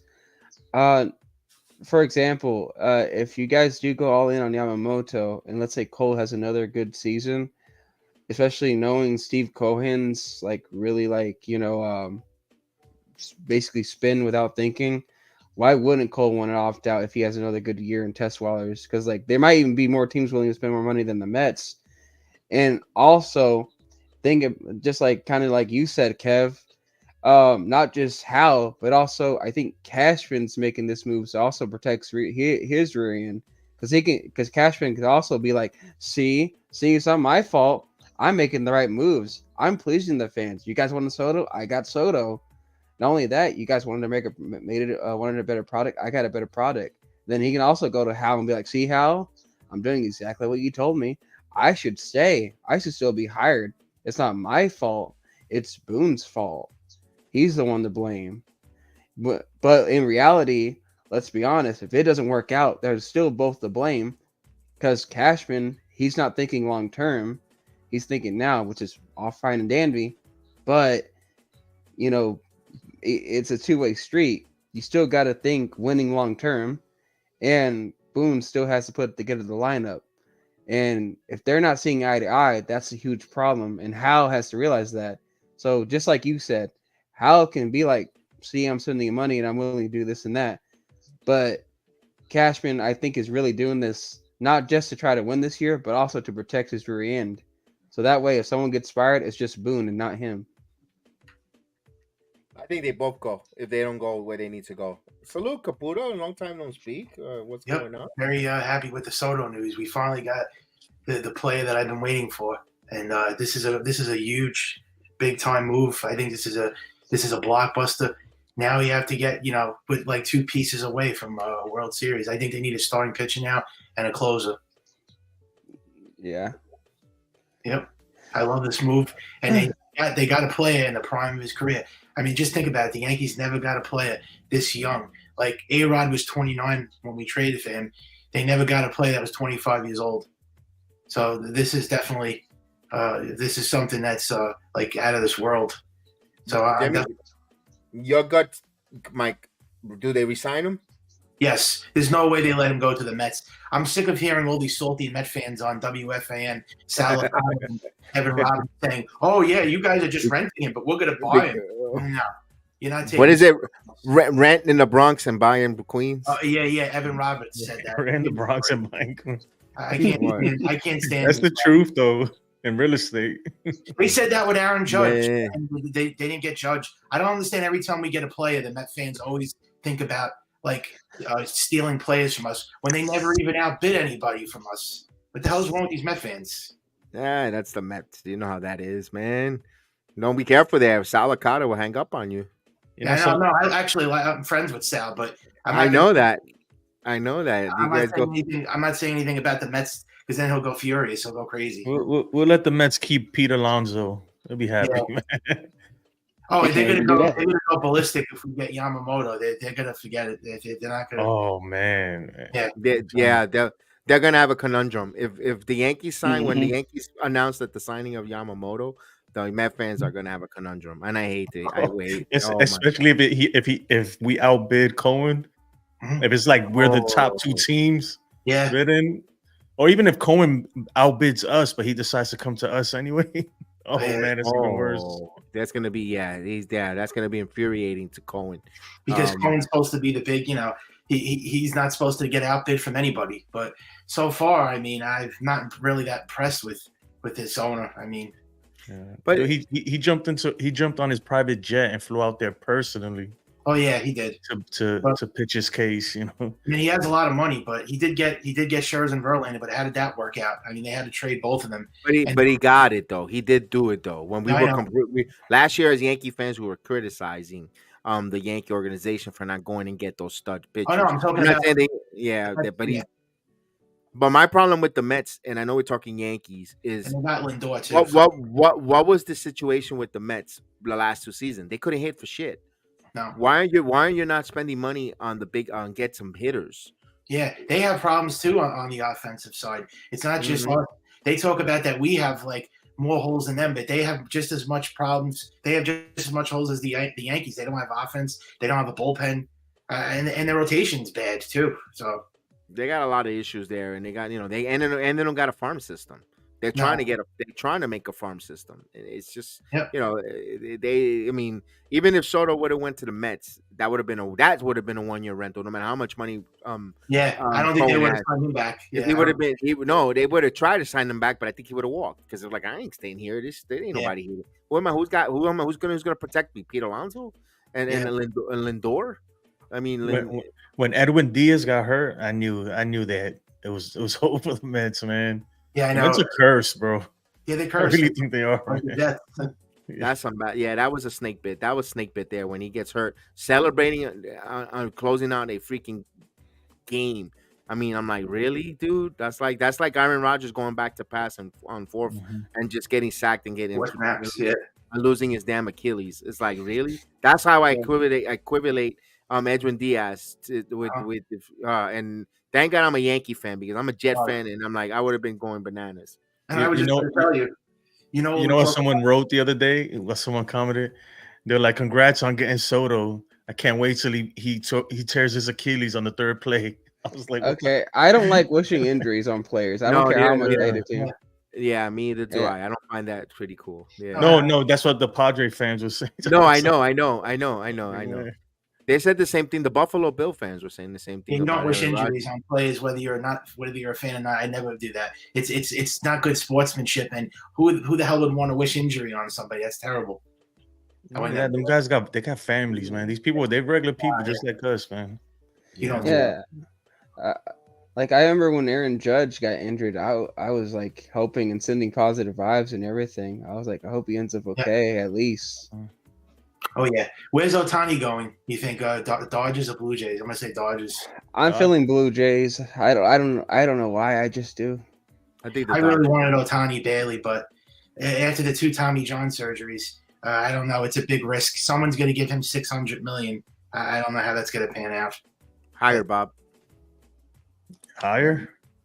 I think he's gonna get 650 to 700, bro. I mean, they trying to make it seem like teams are bidding on this guy. Realistically, how many teams? I think there's probably 2 to 3 teams who's seriously bidding. You're probably right. There's rumored to be like 8 teams still in on him, but let me ask you this though: Did you want Ohtani or Soto? I mean, if you had to choose, like, who would you really want? You know my answer. I'm not even gonna tell you my. Soto. Yeah. That's a hard question because you're talking about the modern day Babe Ruth or the modern day Ted Williams. It's a win-win. You go with Juan Soto. Oh, he's younger. That's the whole thing. I mean, he's 25. Carlos, salute. Ohtani's 30, but Ohtani could do both. But like, I get you guys are really excited about the Soto news, but like that's really a hard question. Like I said, it's I've been it's not excitement, Heel. You know, I've been saying that for over 2 years now. He's a novelty act, and you know I wanted Soto. You know my stance. I know. Like I said, but I do not like Shohei Ohtani. I know you don't, but I'm starting not to like him either. I love Hideki Matsui. I mean, he was one of my favorite Yankees. It's nothing to do with Japanese players, right? No. Okay. Godzilla. Oh yeah, I love Tanaka, man. But Godzilla is just not the unicorn, though. Unicorn's once in a lifetime. Yeah, but what about Hideki Arabu? You miss him, computer? No, he was terrible. Unicorn. One Tommy John. The way the his own falls on. I love Ichiro. I mean, he was a Yankee for like 3 months. 4 months. Ichiro, I was disappointed at. I thought he was going to be a little more greater. Yeah, I wanted to see them win with Ichiro too, but I was excited to see Ichiro on the Yankees. Oh yeah, probably the greatest pure hitter in the history of baseball. Oh yeah, he's up there with Pete Rose. Yep. Yeah. He was that modern day Wade Boggs when he was around. Boggs was one of those that was just when he was in his prime. Boggs was like that was Ichiro. That same type of sport of game, Ichiro Yeah. and Boggs. The only thing that Boggs was way slower than Ichiro. Yeah. As much as I love Matsui, he wasn't Ichiro. Ichiro was better. No, Ichiro was better than Matsui. Yeah, Yeah. yeah, 2 times better immediately. Yeah, Ichiro was like basically like a 1910s type of player, just hitting and speed and fielding, born in like this generation. Oh Yeah, Yeah. that was like Rod Carew. If you Rod Carew type of player with the contact hitting and the arm of a Roberto Clemente, because Roberto Clemente had an arm and Ichiro had an arm Yeah, in the Ichiro had outfield. an arm. No, Yeah. but Ichiro could hit one out every now and then, man. He had a little pop there too. That just wasn't his game. He was a slap hitter. Exactly. He wasn't called for that. He knew his place No. in the lineup wasn't going to change. He used to get some hits, get on base, and make some havoc on the base pads. That was Ichiro Suzuki's game, which I liked. And Matsui was more the power hitter. He was the one that's Yeah. going to drive in the RBIs. They had their functions. And I think that's what the modern day baseball is kind of missing. Like, guys have a function and they have to stick to their function. If you're a power hitter, you're going to be driving the ball. Other guys, we're losing the art of slapping the baseball, getting on base, and creating havoc because the analytics say it's just a waste of time. It's not a waste of time. There's not a value in that, which I disagree. Oh yeah. You got players like Luis Arias who still do that. But it's rare. How many can you count the numbers of Luis Arias type of players there are in this modern day make? I mean, he's not fast, but he's still a slap hitter. Like, he's still, And that's probably just him, but that's not what they teach these guys now. They're like, oh, if you bring your launch angle down 4 degrees and all, they made baseball into a freaking calculus, man. I'm like, dude, just hit the ball, man.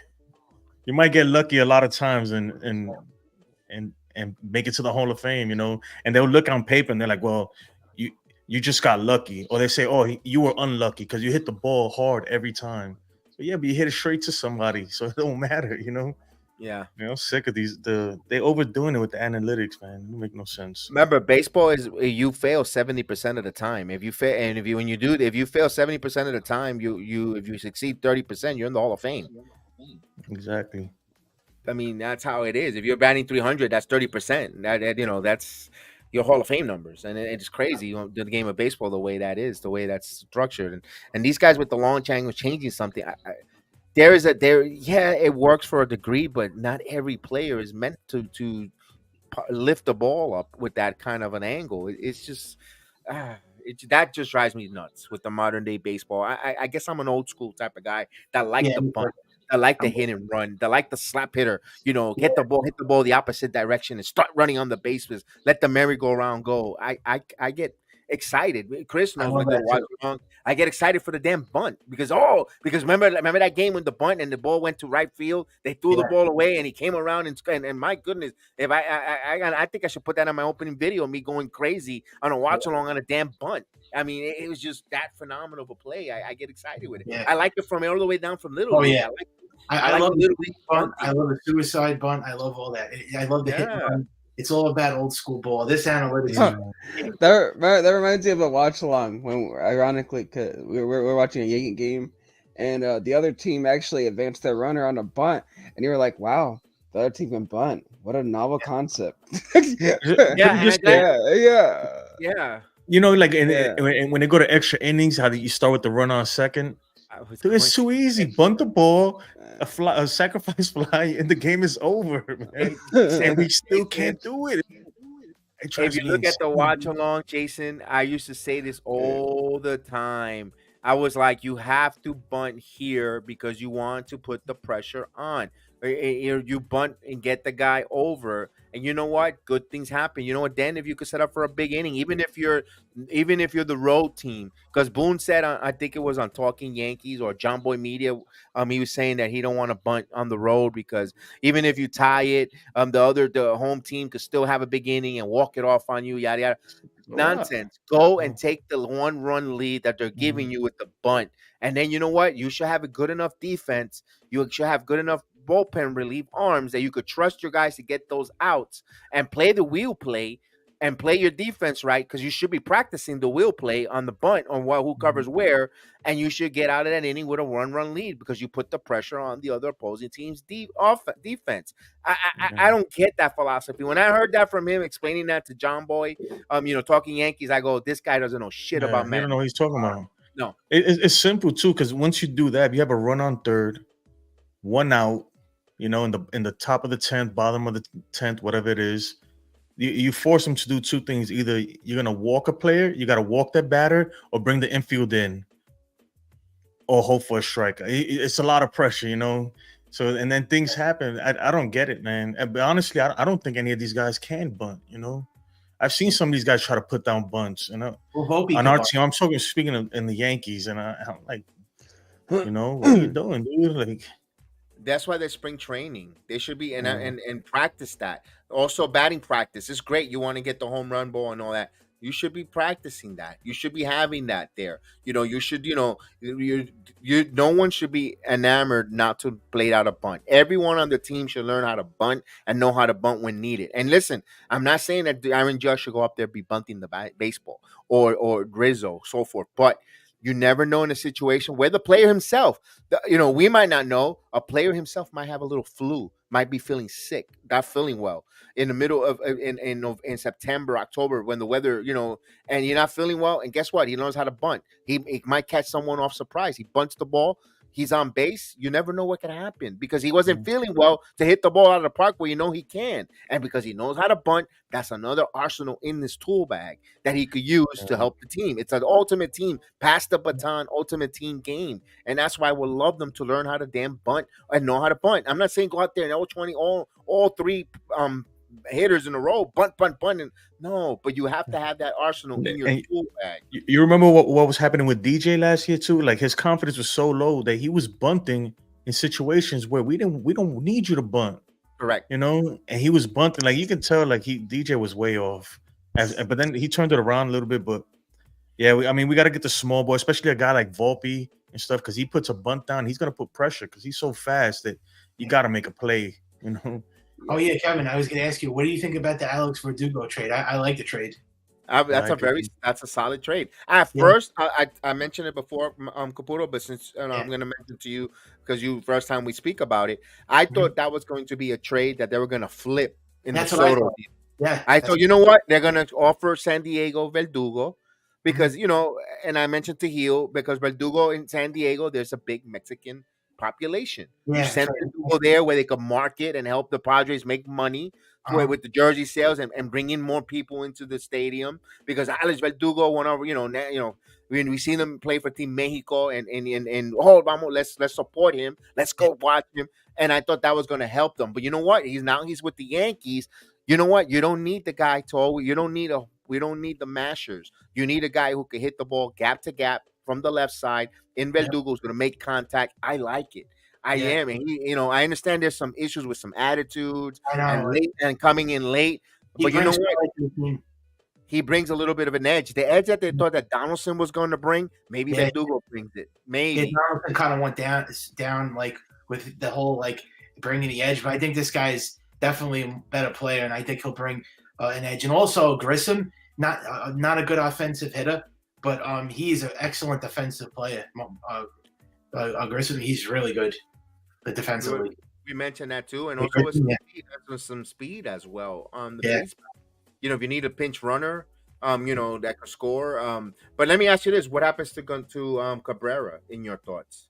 You mean what happens to Dominguez? Well, I think they're going to put not Dominguez. Dominguez has Tommy John. He'll be back in the summer. I'm talking about Oswaldo Cabrera.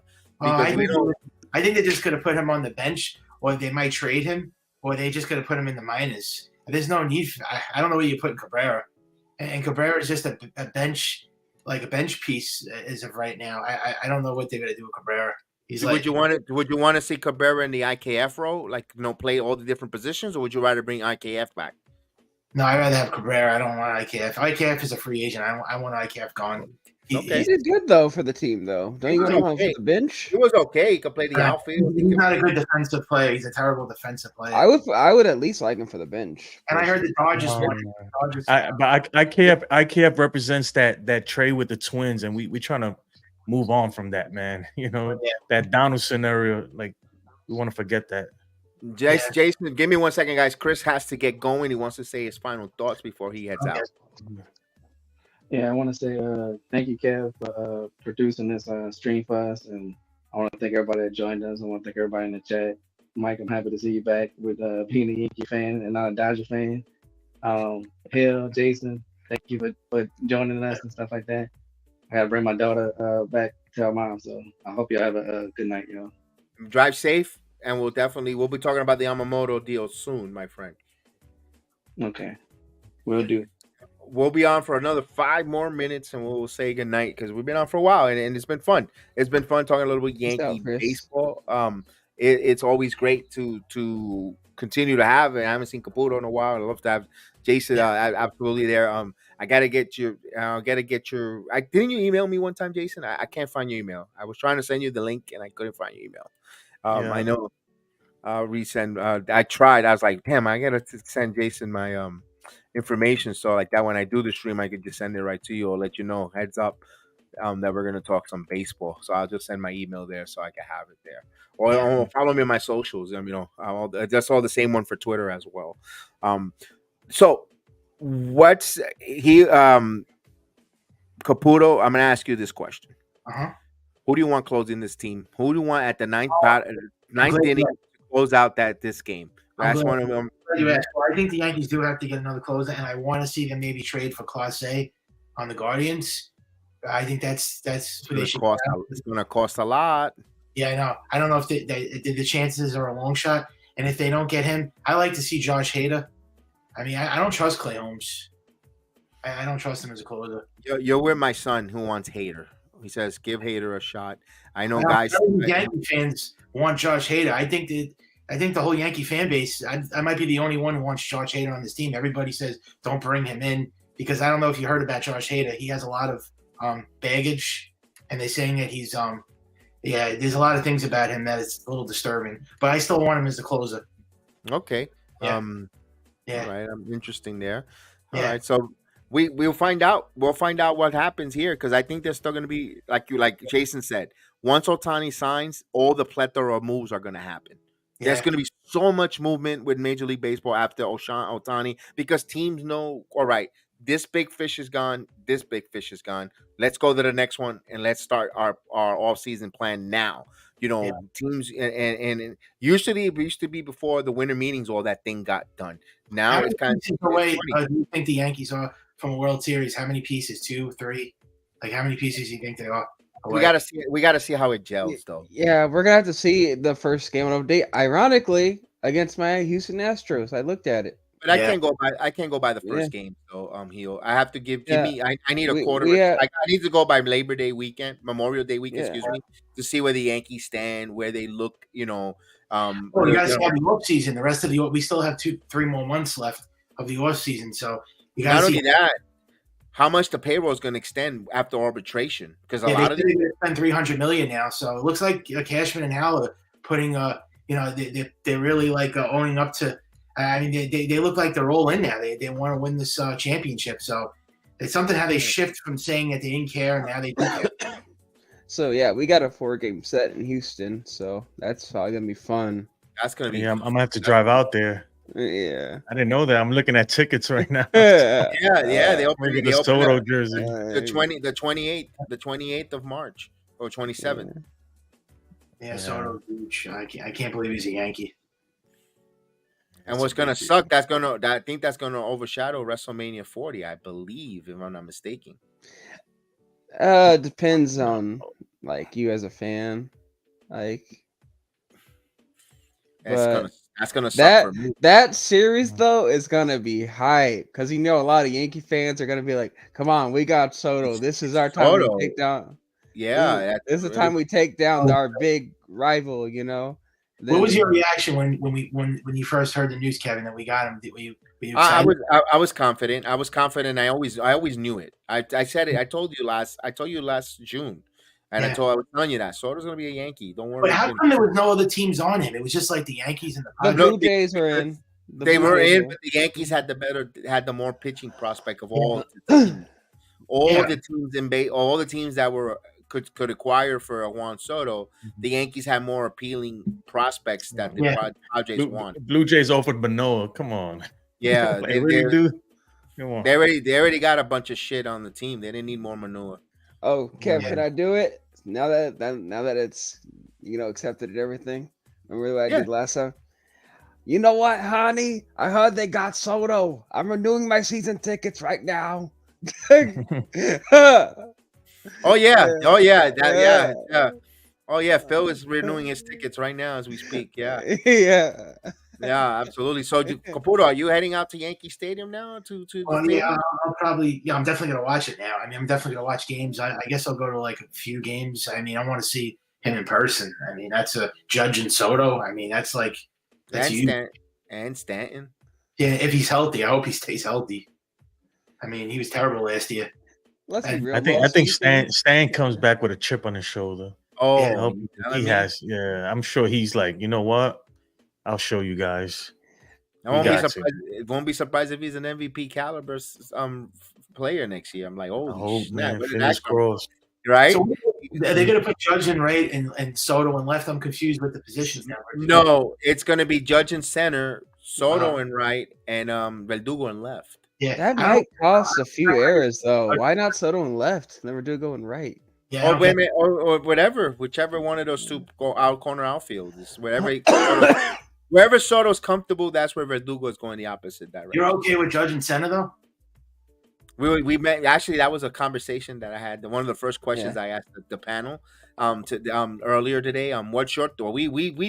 I was kind of reluctant because of the cold weather. I would like a center fielder, but these guys made great points. Judge is a hell of a center fielder. Already been playing in New York. They make great points. You're gonna have to watch the video earlier, but give me your thoughts.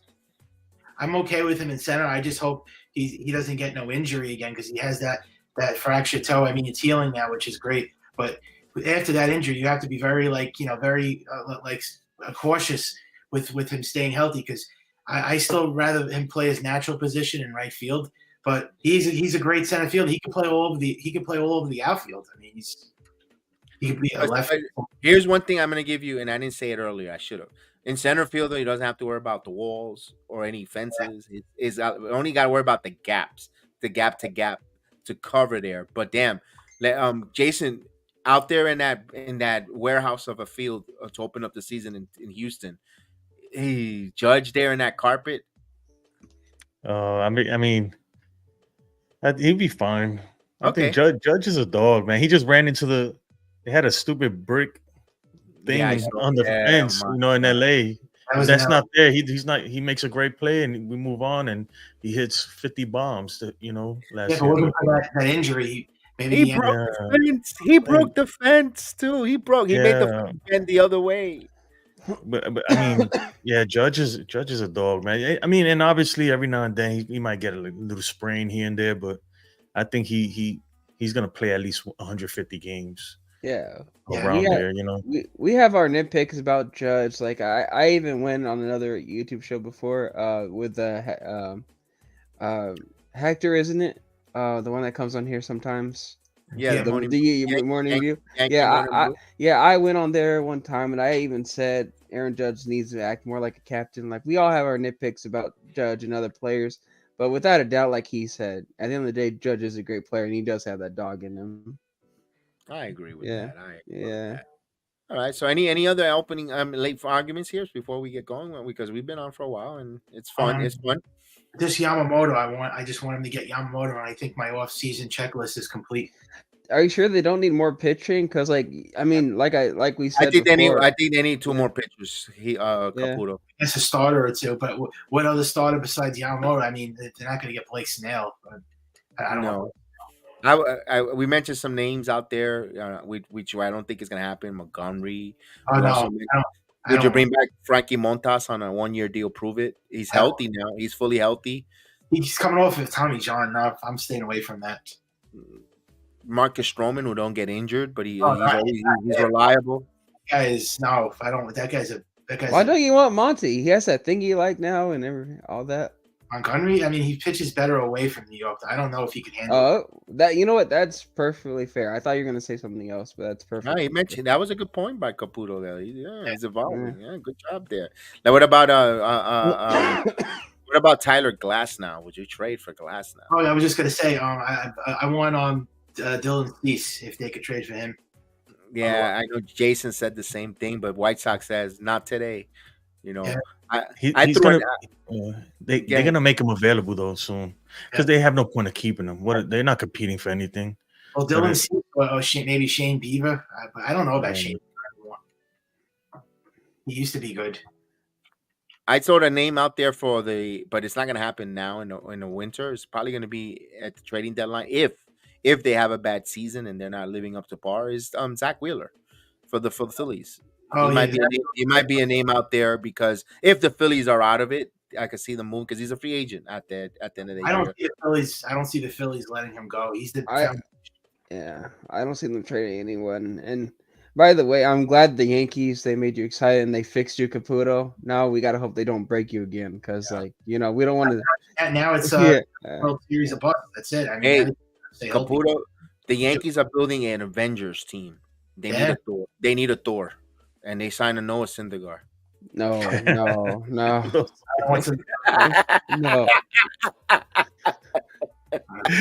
Unless you build a time machine and go to like 2015, then sure. I wasn't expecting that.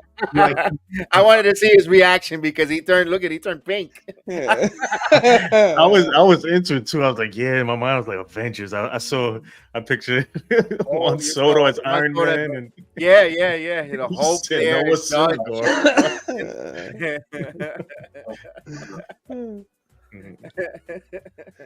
Oh man, oh goodness gracious! I mean, he fell for grace. Noah Syndergaard. He had the slider of doom. Now he's like, back in his Mets days, he used to have that hard sinker that went 99, the fastball around that time too with the slider.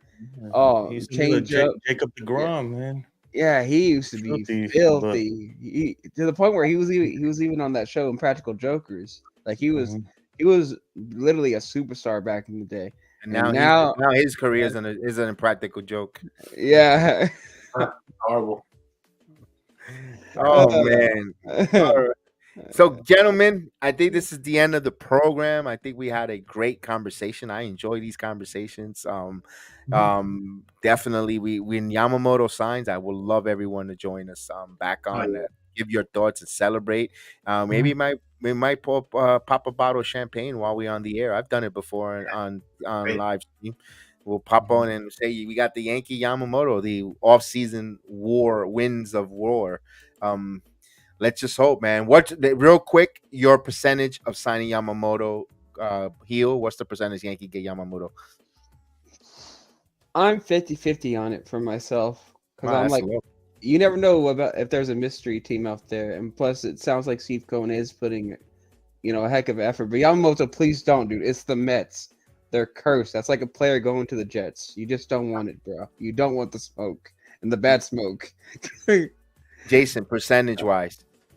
I think right now is a 50-50. I'll agree with you. Okay, wow. I'm actually shocked. But if Shohei signs before he does, if Shohei signs this weekend, it might be 70-30, man, because his price is gonna go up when Shohei signs. I think 70-30 Yankees next week. After Shohei signs. I mean, it all depends. It all depends. We'll see. All right. Caputo, your thoughts on what percentage you think the Yankees sign? I think it's very high. I think it's 90%. Wow. I was gonna go 75%. He signs with the Yankees, and 25% the field. The field could be anyone else. When I said 70-30, that means against the Yankees. So you give Yankees 30% after 30%. Yeah. Okay. Jason, let me ask you a question though. Because obviously we're not sure if it's gonna happen. Let's just say Shohei does become a Blue Jay. Do you think there's a chance the Yankees get desperate and say, you know what, we're gonna go ahead and just whatever it costs, pull this move and get Yamamoto? I think at that point we have no choice because they're in our division, Yeah. and that's the only reason. But I highly doubt he's going to Blue Jays, man. Like, who wants to go to Toronto? Like, be serious, man. Yeah, I don't think he wants to go there. I really don't. no, Let's you mean see. Otani you talking about? Yeah, Otani. I think he's comfortable where he's at. The Dodgers make too much sense to me. Yeah, he's in California. It's right across from there. No, he's not going to Toronto. No. And I think Yamamoto's a Yankee. After seeing Juan Soto now, how could I not be confident now after that? I mean, now I'm definitely like confident they're going to get Yamamoto. Only time will tell. Only time will tell. Only time will tell, and I can't wait when that happens to see what who was correct, who was right, and we're just gonna have a good chuckle on that, man. This is great. Yeah. You guys have a good one. Have a good weekend. We appreciate everyone that joined us. Thanks for everyone that watched along on both my channel and Chris the Flash channel. We appreciate you guys. You guys have a wonderful evening. May the sports be with you. We'll be back shortly to celebrate the signing of Yamamoto. Peace out.